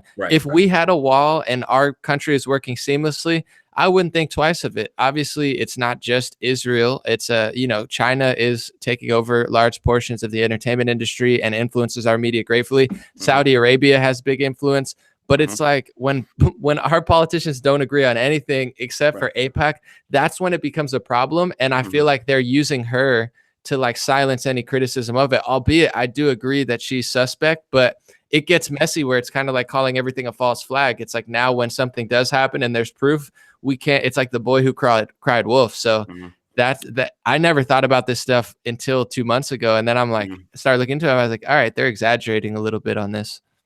I think a lot of it is, again, it goes back to your presentation. It's how you present things. And again, perception is reality. Even though it's very difficult sometimes to see past what somebody's, how they present it and see the actual statement of what they're saying. A lot of people can't get to that far because when we have a thought, first it goes past through the emotional part of our brain into the forefront where we do rational thinking. If it never makes it past the emotional stage, you'll never see the content of what's actually being said. So whether Omar was anti-Semitic in that tweet with intention of being anti-Semitic, I just, perception's reality. It's perceived as being anti-Semitic in correlation with the other anti-Semitic tweets she's made. Does it raise? Do you think that's problematic? Because I have my friend An0maly on. He's Jewish, conservative, but also he's not even really conservative. He's like me. He goes both ways. He's a deep diver. Great guy. He said he basically described what Omar said was like a dog whistle before the dog whistle. And I was like, my man, I love you. He does great work. I really like him. But I was like, that's kind of what you're saying, where it's like, it sounds like what the left says. They're like, it's not racist, but it's the dog whistle. And it could, like, that's very muddy water. Because I like to talk about a lot of things. I like comedy. I like when, Dave Chappelle makes fun of white people. I think it's hilarious. Rest in peace, Patrice O'Neill. I brought him up on Twitter. He would rag on everybody, white people, women. And like he would say some messed up stuff, but that's what made it so funny. Yeah. And I text with my friend, it's Roseanne's son, Jake, who's Jewish, but he's ruthless with his comedy. But that's why it's so funny, is because it's so messed up. But it also has a lot of elements of truth where it's like, that's what makes it funny. But even in today's day and age, it's very close to be like fire. When you start playing the dog whistle card and like it could be perceived as I could perceive this conversation as like sexist, and I could be like a Puerto Rican flower, identify like. But again, the perception is formulated based upon prior action, prior statements, and that's where the perception comes from, or gives perception justification or gives it validity. So I think if I saw you have a history of tweets that said, that were very anti-white or whatever the case, and you come out with a tweet that it's just like you said, it's muddy water. Well, then what's now we have really to look anti-white, because she said Israel. No, I'm talking about you generalizing. No, but I'm saying Ilhan Omar said Israel hypnotized the world. Like if she said F Jewish people, I hate them, they need to burn, I'd be like, whoa, this woman, that's a threat. She's crazy.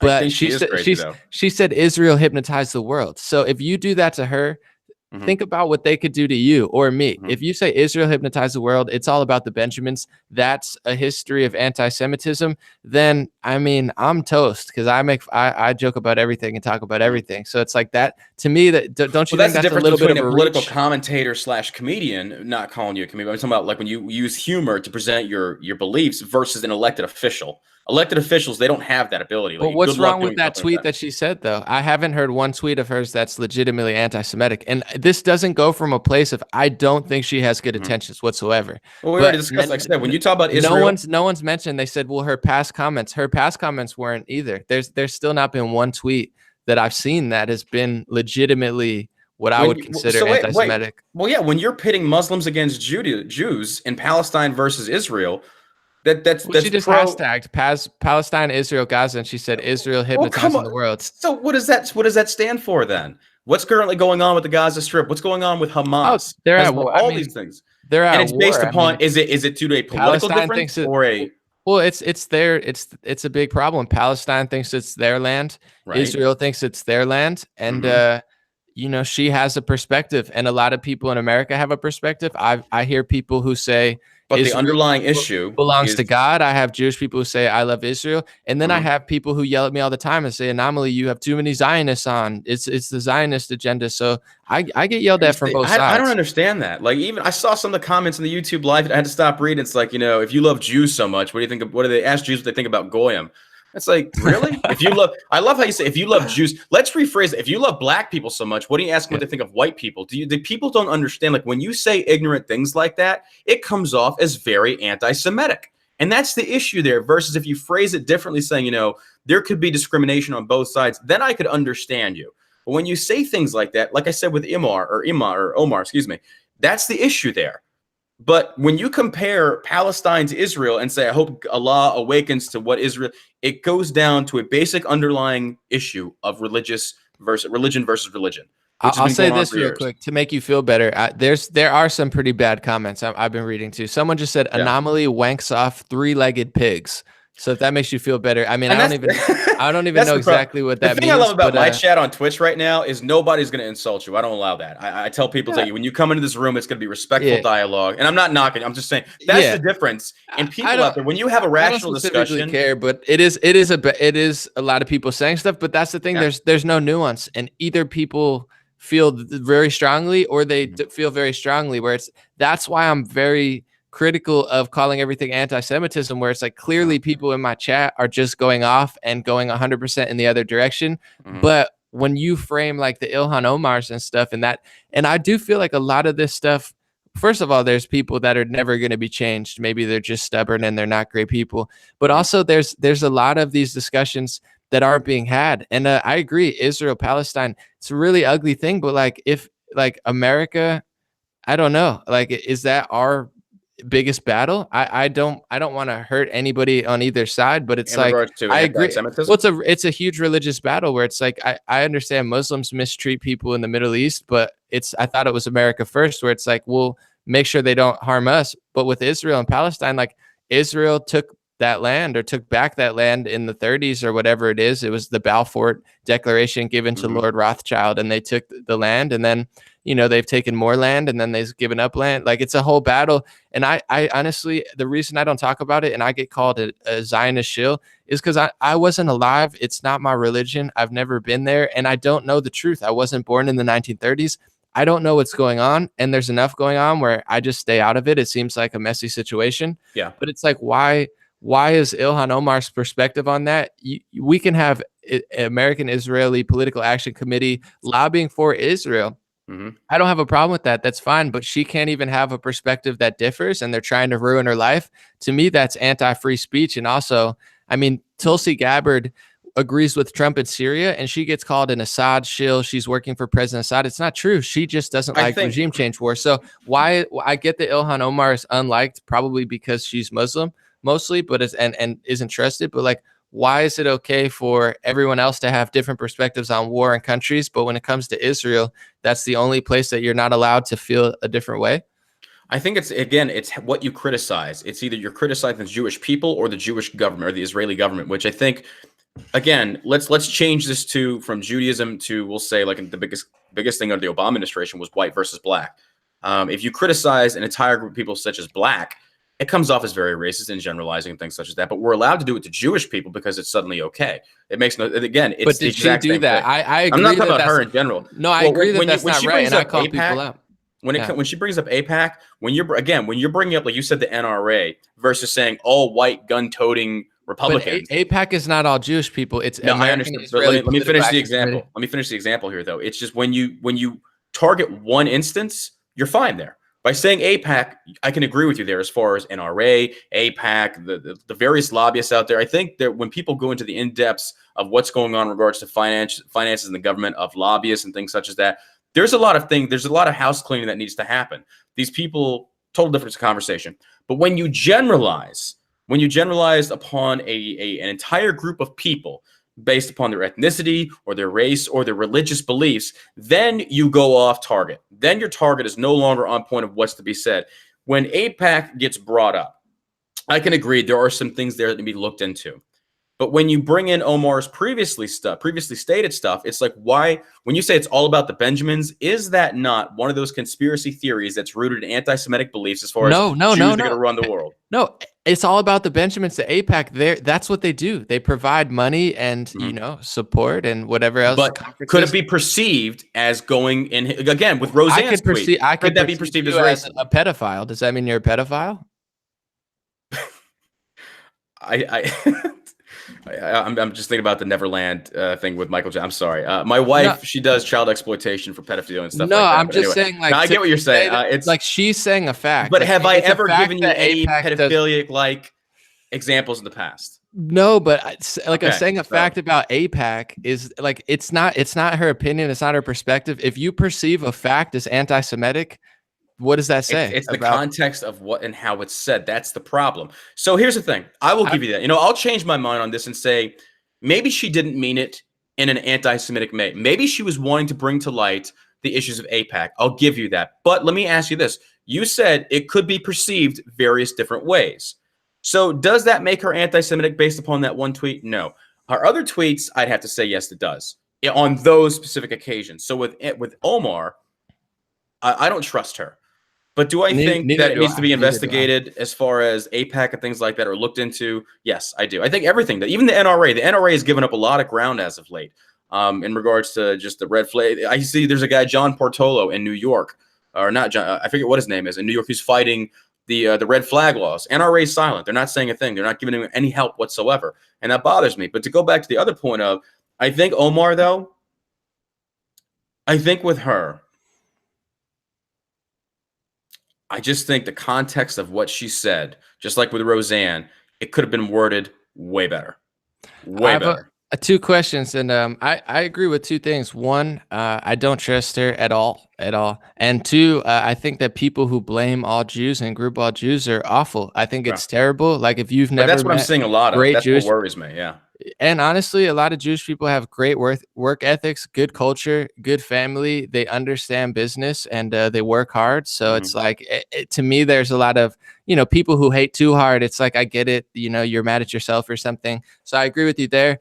But I want to ask two things, because we'll see a comparison. Do you think with Islam, because it's an ideology and it's a religion, like, do you think it's okay to talk, like, are you, critical of Islam, and, do you question it or go hard at it? Do I question it from a theological standpoint as a Christian? Yeah, absolutely. Do I go hard at it? No, I don't care. It's, if I was to go hard at Islam and say that there is a lot of people on the conservative side that believe that Islam should be banned in America, which to me violates the First Amendment. I can't, you either are for the Constitution or you're not. So when it comes to Islam, from a doctrinal perspective, do I agree with it? No, I do not. But when we talked about Sharia law, people were bashing Omar, and I had to take her side on this one. They talked about Sharia law is oppressive to women. Well, it's also the context of how Sharia law is to be obeyed. In the Middle East, we saw firsthand it is very oppressive to women's rights. Like, you don't have a choice. But if you willingly choose to follow it, it's not oppressive. Pentecostals that I grew up with, you can't cut your hair. You're forced to wear, not forced, but you choose to wear skirts. You don't take up garments pertaining to a man. If you willingly do that, I don't see that as being oppressive. It's all a matter of free choice. And as long as you choose to do it and you can choose to walk away from it any time, I don't see that as being oppressive. But do I see Islam in other countries being oppressive? Absolutely. Saudi Arabia, Afghanistan, Iraq. Absolutely. Yes. Do you think the ideology is dangerous or worth criticism, or how do you feel? Even Christianity is worthy of criticism. I mean, even in the Old Testament, it talked about, murdering people. It's, again, we're looking at historical documents and trying to apply them to a modern day, I don't want to say SJW, but a modern day socially correct perspective, which you cannot do. You cannot hold historical figures and historical documents to a contemporary political correct standard. It doesn't work that way. But I think any religion is open of criticism. And I think that was my question. The next question was like, what about Judaism? Because it seems like there can be no criticism of it. First of all, Israel, I'm totally okay with anything that they do or America does, right, left. But it seems like if you criticize Israel at all, you're anti-Semitic, and any sort of criticism, even if same criticism, you can criticize America 50 times as hard as you can criticize Israel. That's where I'm like, that seems a little strange to me. And also, the religion. I think it's the government versus the people. That's where you have to make the differential. But like Judaism, do you think it's okay that people question the ideology? No, not at all. Why would it be? No, I don't know. But let me ask you this. Let me flip it on you, though. What if I was to say I disagree with Judaism and I hate people that are Jewish? Then it goes beyond the idea of free speech and acceptance and tolerance, which I think America needs that, especially on the left, because I think the right is very tolerant of a lot of things. No, I think hate is awful. I think hate is weakness. It transcends respect and goes into open and outright hatred and wanting negative things to happen to people based upon their religious beliefs, then I think you cross the line. And that's where I see a lot of anti-Semitism coming out, as far as, people are feeding into a lot of these generalities. Like, say, for example, we talk about the left. If we were talking about black people or white people, whatever, it's no different. It's just hold the individual accountable, talk about the individual and their actions. But to sit there and lump everyone in based upon, again, their race, ethnicity, things such as that, it's a very ignorant argument to have. But there is nothing wrong with criticizing Israel. There's nothing wrong with criticizing Judaism if you want to. No, I agree. Hating entire groups of people, or just hating in general, I think it comes from a place of weakness. I think you should love and also just be critical and understanding. But the hypocrisy to me comes in where it's like you have people like Shapiro, for instance, and a lot of conservatives, they're Mhm. very vicious against Islam, very, Mhm. very vicious against Arabs. Even like Ben has Mhm. some tweets where it's pretty, he's pretty straightforward. Like he's not about that life. Mhm. I would be okay with that as a free speech person, and I still am. But it's like the hypocrisy, and he can be as vicious as he wants toward Muslims and Arabs. But if anybody speaks on Jewish people or Israel in any sort of way, it's anti-Semitic. Do you not see that as just like blatant, ridiculous hypocrisy? I've listened to all of Ben Shapiro's podcasts. I don't see him using anti-Semitism as a reoccurring sound point or talking point. I really haven't. When it came to Omar, literally the only time I've ever heard him say it. But then again, I only started listening to Shapiro about a year ago. And then, like I said, I listen to other people as well. But when it comes to these historical examples you're giving me, what are the examples of him being outright against Islam, which is his right to do. But you keep bringing up this thing of Shapiro being constantly the anti-Semitic. I'm not saying He's this. very critical of Islam, like quite often. And there's I don't know the exact tweet. I could look it up, but he was basically said Well, what's something this? about Arabs. I could look it up. Let me see. Yeah. Ben Shapiro, Arabs. So, and to be honest, I'm okay with. Let's see. Here it is. He said Israelis like to build, Arabs like to bomb crap and live in open sewage. This is not a difficult issue. So this is him saying, my people like to build, your people like to bomb the crap and live in open sewage. This isn't different. Hashtag settlement rocks. So to me, that's 20 times as hateful as what Ilhan Omar said.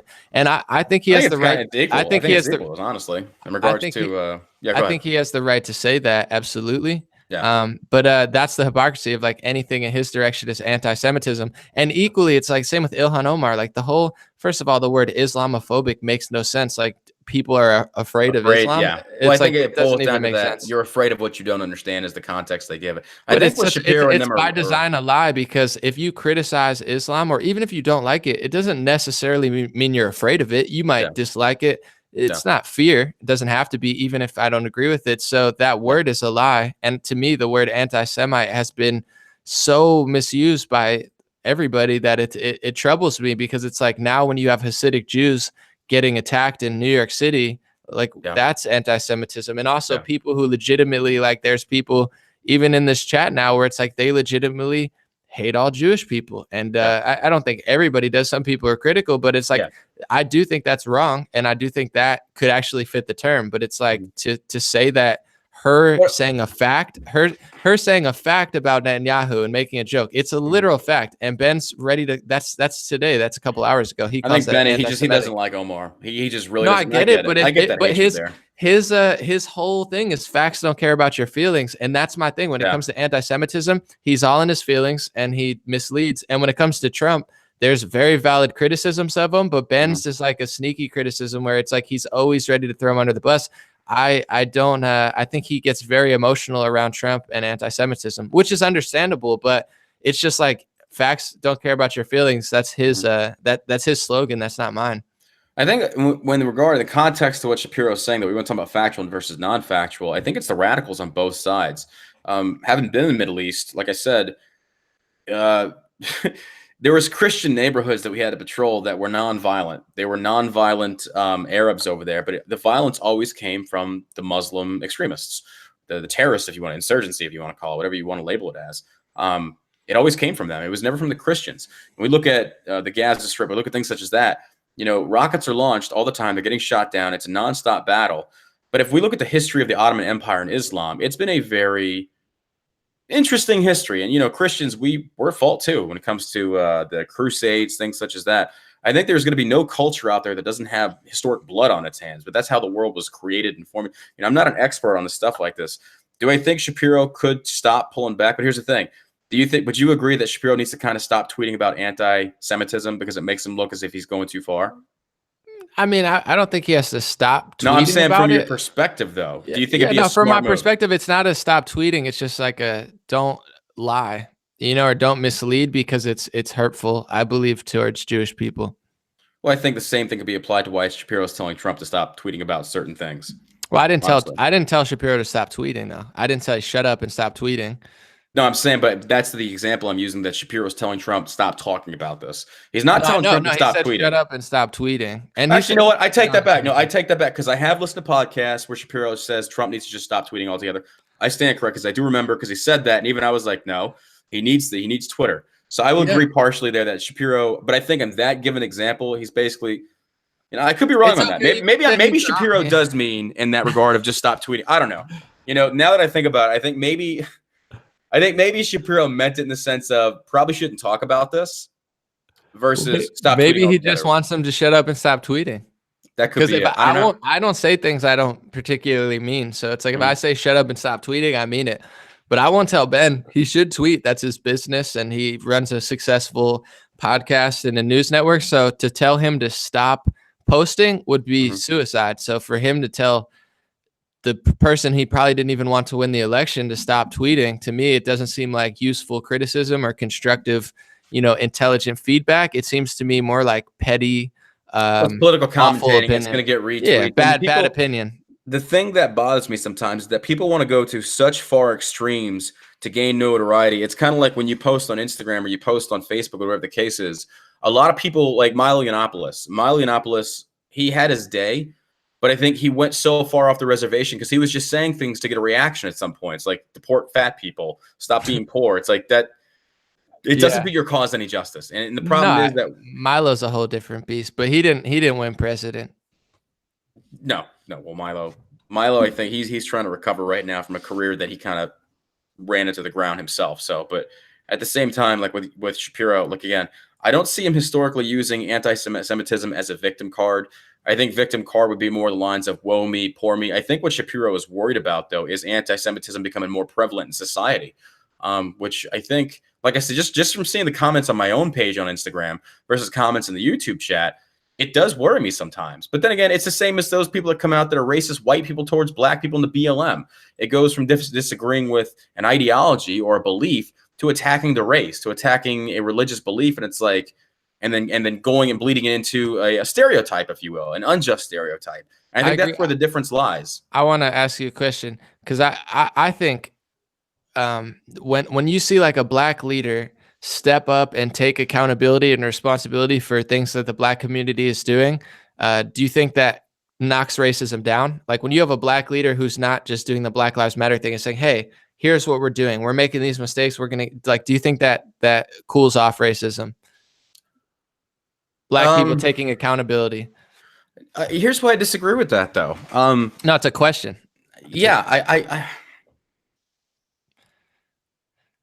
Man, honestly, I have to tell you, it probably would. I think it probably would if people were actually see somebody step up. But I also have to counter it with, though, that there should be no single black person speaking on behalf of the black community. I think we need to stop, again, I think we need to stop this group and generalizing that we do and start focusing on individual accountability for individual actions. The black community is not responsible for what an individual black man does. I don't agree with that. No, I agree with that. But do you think, like, say the media, how they're always, it's always like anti-police, it's not, it's white people's fault, that, there's nothing they could do is wrong. That makes people more hateful. Whereas if people stood up, whether it be from any race, religion, gender, whatever, and said, hey, like, there's problems here, we're going to solve them, and we're not going to make excuses. We're not going to blame you. We're not just going to blame the police. You agree that would lower racism, as opposed to blaming white people for everything and just nonstop playing the victim card?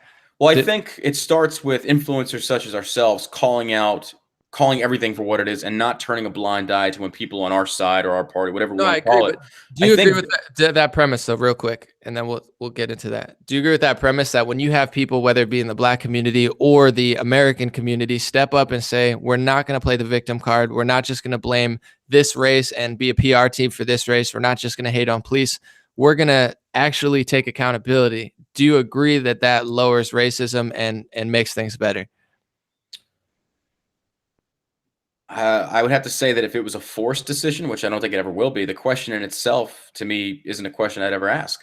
I don't think the question has any validity. I think the question in itself disregards individual accountability. But from a press standpoint, I don't know. I couldn't answer that. I kind of reserve judgment on giving an answer on that. I think that if we even go down that road to even answer that question gives credibility to that we should no longer believe in individualism and start focusing on collectivism, which I don't agree with.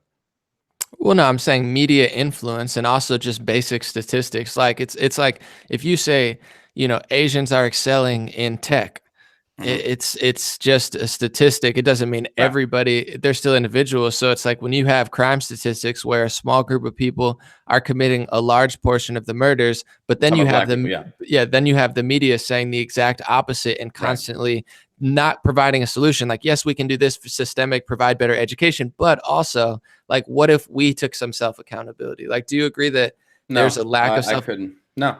It's not my fault. Like for example, I'm not saying it's your fault, but I'm saying that's the perception it gives. Again, perception is reality. If the New Zealand shooter is white, which we knew he was white, do I need to stand up as a white person and say, Islam, I'm sorry, white people did this.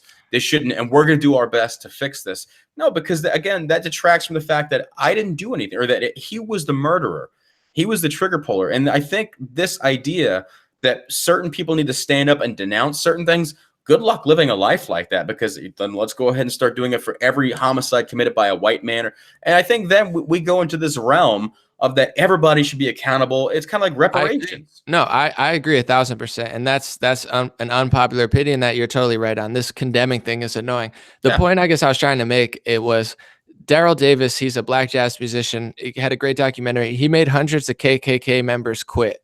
He didn't cry racism, sexism. He didn't scream. He didn't protest. He did so by being so cool and likable that they realized that they weren't racist. And I personally, that's the point I was trying to get to, is I think that's an effective strategy. So with Shapiro and others, it's I understand what they think they're doing, but I personally believe, and it's not every Jewish person's fault or every black person's fault or every white person's fault. That's not what I'm saying at all. But when you show kindness, love, compassion, and are willing to be honest about, like Ben is not shy about, I'm Jewish, I'm Ashkenazi Jew, I'm Judaism, I wear that. Like, he's very Jewish. He's not every Jewish person, but he's very proud of his heritage and his religion, which is awesome. But it's like when you constantly call everything anti-Semitic, and when it's not, it actually, what I believe, it builds more hate for Jewish people than if you just came out and said, hey, I'm not going to hate I'm not going to be a self-hating Jew like a Bernie Sanders or anything, where it's like, oh, I hate myself. And we're like, we get it. We have to go back to the constant use of anti-Semitism. Like, where is that though?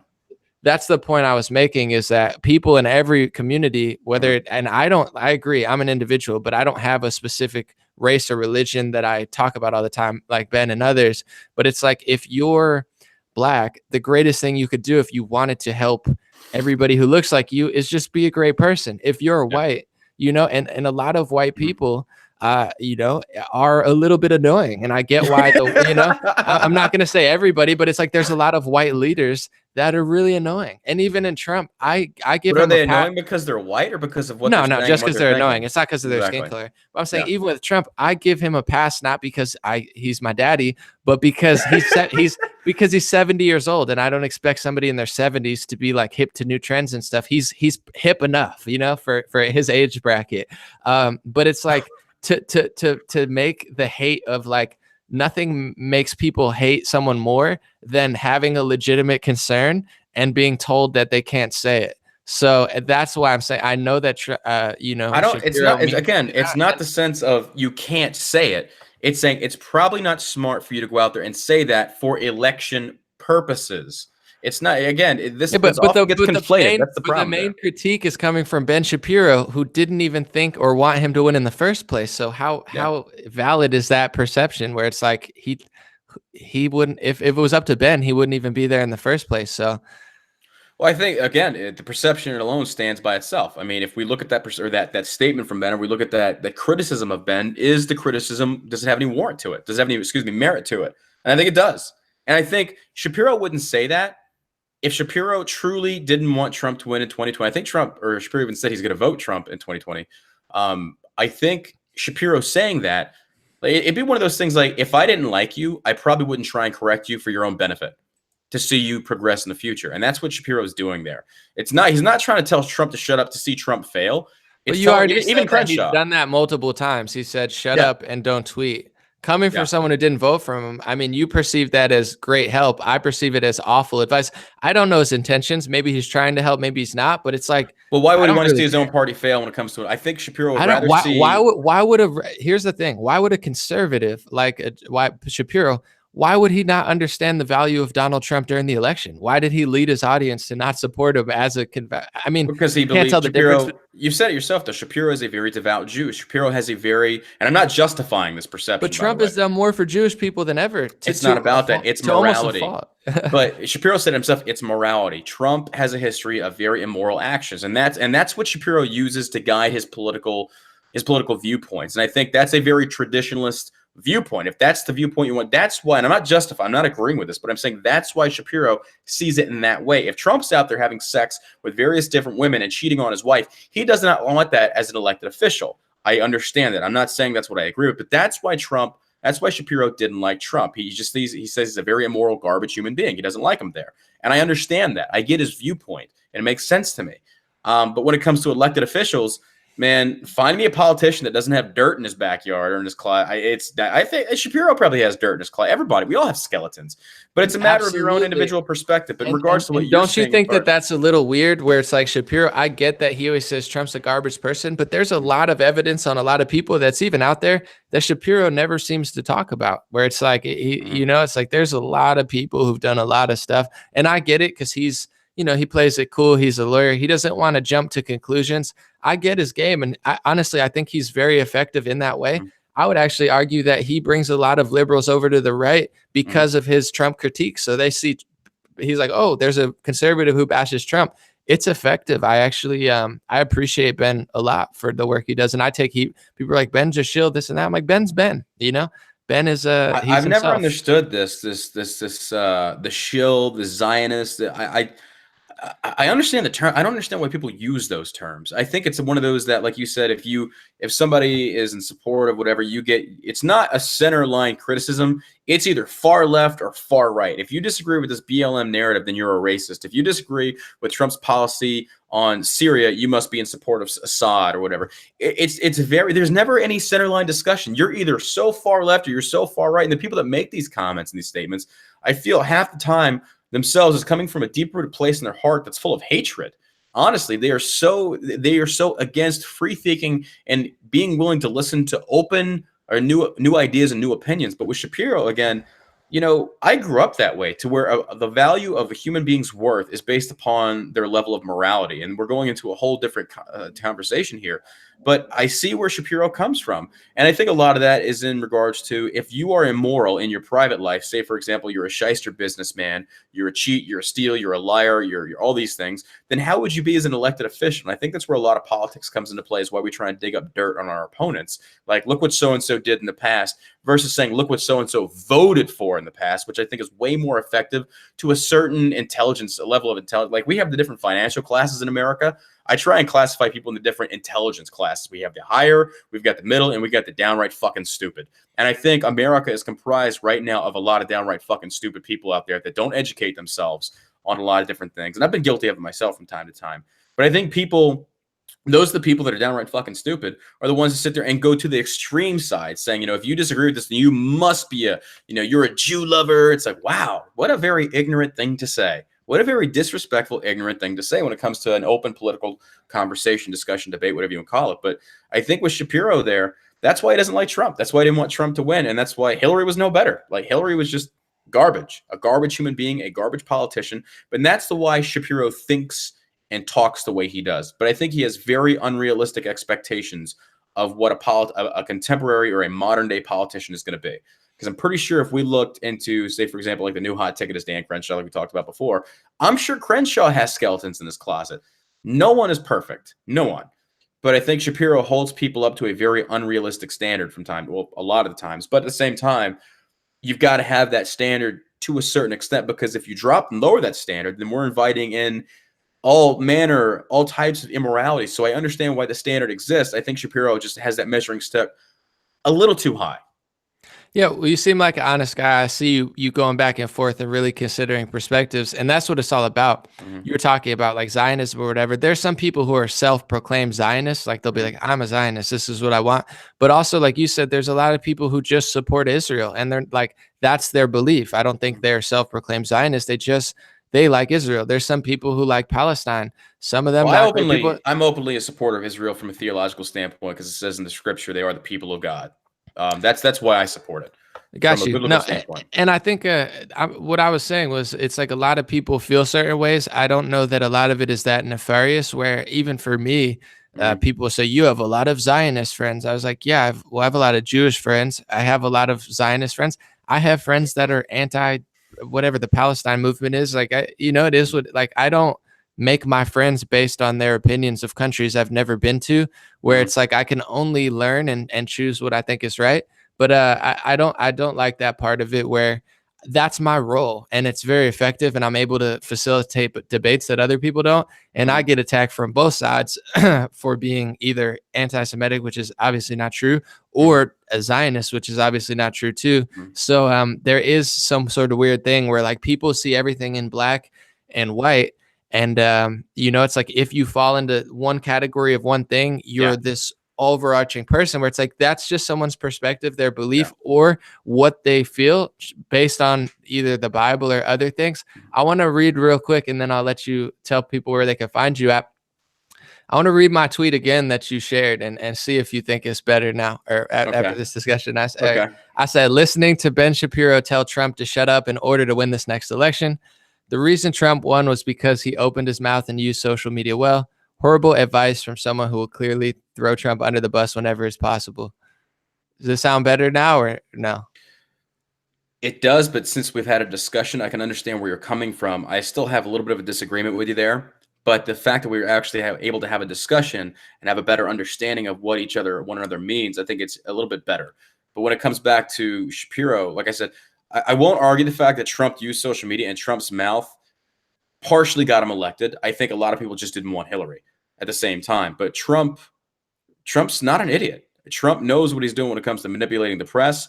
But as far as him throwing him under the bus at any opportunity he gets, I disagree. He's had plenty of opportunities to throw Trump under the bus, and I haven't seen him take it with the Mueller investigation and stuff like that. He could have been on the side of the left and said he's guilty. As a lawyer, I think he's good. Shapiro didn't do it.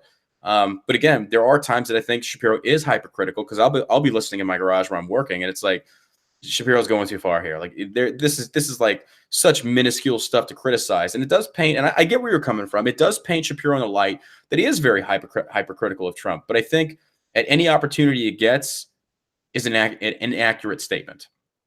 But I get where you're coming from now. I appreciate that. Where can people find you? Oh God, do I really want them to find me now? I mean, yeah, if you don't, it's all good. I'm a John Burk Honestly, one on Instagram. say it again. Sorry. John Burk one on Instagram, JOHNBURK #1 on Instagram. It's John Burk one on Instagram, and Facebook is just John Burk. YouTube, John Burk. So. Honestly, it's probably the same like 6 people. I've been reading the comments too. The people who are saying the most annoying stuff, it's like the same 3 people, just like nonstop. I actually blocked one because it was super ignorant. And I don't block people often, but guys, it's like when we have these discussions, it's fine if you want to weigh in.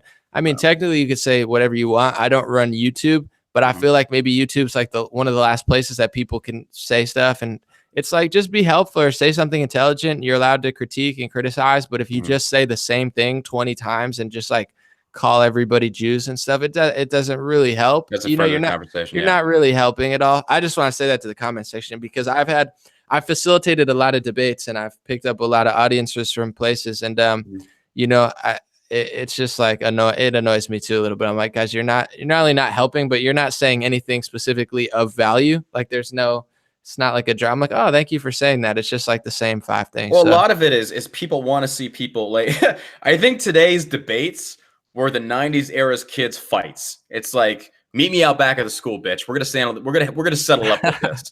Versus I was excited when I saw it. I was like, I was glad when you said yes, because I wasn't even mad for a second. I was just like, wait, who said that? Yeah.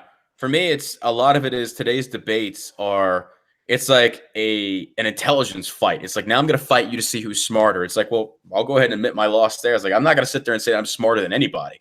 I was like, that's a very foolish statement to say, and you're going to set yourself, because there's always going to be somebody smarter. Like, I'll listen to Hassan Piker, I'll listen to Sink and all them from Young Turks, not turds, well, they are turds in my opinion, but they say a lot of points that make me have to scratch my head and say, wait, okay, why do I agree or disagree with that? It's like, I have to sit there and ask myself.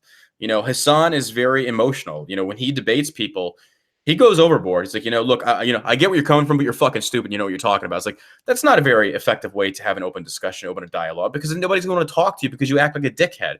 And but also, it doesn't make you look right if you just call someone stupid. Like if I came out and like, you're dumb, that doesn't prove what you're saying. It's a sign of weakness, honestly. Anger is not good. Hate is not good, and calling people names is the epitome of not being smart enough to actually say something. I think a lot. We're seeing a difference. We're seeing a change in a lot of what's going on in the realm of social media. Social media is changing everything. Everyone has access to Google. Everyone has access to their phone. And now everybody's a walking expert. Everyone knows everything there is to know about literally everything, versus these people that I say that are conservative influencers that I've spoken to with on one-on-one, and just kind of like, you know, during the federal government shutdown, I'll never forget this, a certain person went out there and tweeted, it's like, well, the government's been shut down for 23 days. Do we really need a federal government? It's like, well, that's kind of what the Constitution details about why we need a government and how it's to be run. And you're an influencer with almost 100-something thousand followers. Are you stupid? I was like, did you really just say that? And it worries me because people, they gravitate towards this idea of being so anti-government that they think that we don't need a government. It's like, no, you need a governing body. It's just you need an uncorrupt governing body. But I do love having open-end discussions. I love getting to talk to people from different perspectives. It doesn't mean that I'm going to openly just suddenly turn tail and say, oh, I agree with you. But if somebody makes a good point, I will be open-minded enough to say, nope, I see where you're coming from there. And I'll have to go back and rethink that, because I can't. There's some issues like I can't make up in my mind right that I have to do my research and I got to think about this. But a lot of people are just very closed-minded when it comes to things like that, because it's an attack on their ego. They feel that if you insult their intelligence, now they're stupid. Now they've lost the debate. They've lost the fight. And now they're worthless as a human being, versus if you point out the facts, like, look, I'm not going to sit here and pretend I have every answer. I'm the most intelligent dude out there. I agree. You seem like a great guy. You seem very. I'm really an asshole. I really am. I'm a dickhead, dude. No, I'm playing. No, but in general, you know, it's all good. I've talked to crazier people, but you know, just the ability to consider. I always say that at borderline, you don't have to agree with me, but if you consider it, that's the first step. And there's a lot of that here. I want to read one comment. First of all, there's a lot of people complimenting you too. It's like 3 people saying the same thing on loop. But this comment says, An0maly looks like Julia Roberts with a beard. That's not an insult. That's a compliment. We're going to leave on that note, because I just followed you on Instagram, by the way. You earned a follow from me because you actually presented some things in a very intelligent manner that I appreciate. I have to go back and unfollow a lot of people, because I find myself following a lot of fellow influencers that are not putting any quality content out there that are making people think, that are making me think. And AP for vice versa. AP for Liberty, he's another libertarian that I follow, that he made a tweet about, and like I said, I'm a babe in politics. He made a tweet about legalization of fully automatic weapons. I'm like, wait, what? And again, I didn't have a full grasp of the Second Amendment. And then he sat down, he taught me, and I was like, makes perfect sense. And then he and I started discussing libertarian principles versus Republican ones. I was like, I can see where you're coming from, and it makes sense. And then he turned me on to Milton Friedman and economists like him. It's like, wow, talk about what I didn't even have any clue about. It's brilliant. And it's like, I never thought about this, and I never would have. You know, I had a discussion with Too Savage, and he talked about how he understands Yang Gang, and he likes Yang Gang. And I'm like, I don't like Yang Gang. I think he's just way out there in regards to he wants to stand against circumcision and take that into like the legal area. It's like, what? But then his anti-2A comments that are very scary to me. And then we talked about universal basic income. And then he brought up Milton Friedman supported this. It's like, what? And so it brings up, whether you agree with it or not, people are so quick to shut it down. Because again, it's an attack on their core beliefs and their identity, versus saying, let's look at this. Like, let's look at UBI. Let's have an in-depth conversation and point out the pros and cons of something, even socialism. Like, I love talking about socialism, because in theory, it's a good idea, but in practicality, it doesn't work. It's never been proven to work. I mean, I think and I don't mean to keep going. I know you probably have things to do, but I think in America, it's a free market economy. There are some socialist programs built into it to an extent, but I see where people are coming from. But ultimately, to go back what you're saying, I think a lot of it is, even I have to work on this, is an attack on identity. If somebody disagrees with you, you feel like it's just them kind of psychologically punching you in the face and saying, you're stupid, you're stupid. And it's very difficult to, like I said, let that thought process go beyond the emotional part of your brain into the critical thinking part to say, okay, wait a minute. Let's talk about this. And I think we definitely need more of that. I need to get better at it as well. I'll be the first one to raise my hand and say I'm guilty of just over jumping the gun, because it pisses me off sometimes that people will be so just, like I said, they're either so far to the left or so far to the right, and there's no room for what we just discussed here. I think is what this country was built upon, as far as free critical thinking, to always be skeptic of both sides, to include the side you support, because I think that's what our forefathers wanted us to do. It's not blind obedience to anything except the Constitution saying this is what this country was founded upon. And I think when we stray from that, we veer away from what America was supposed to be.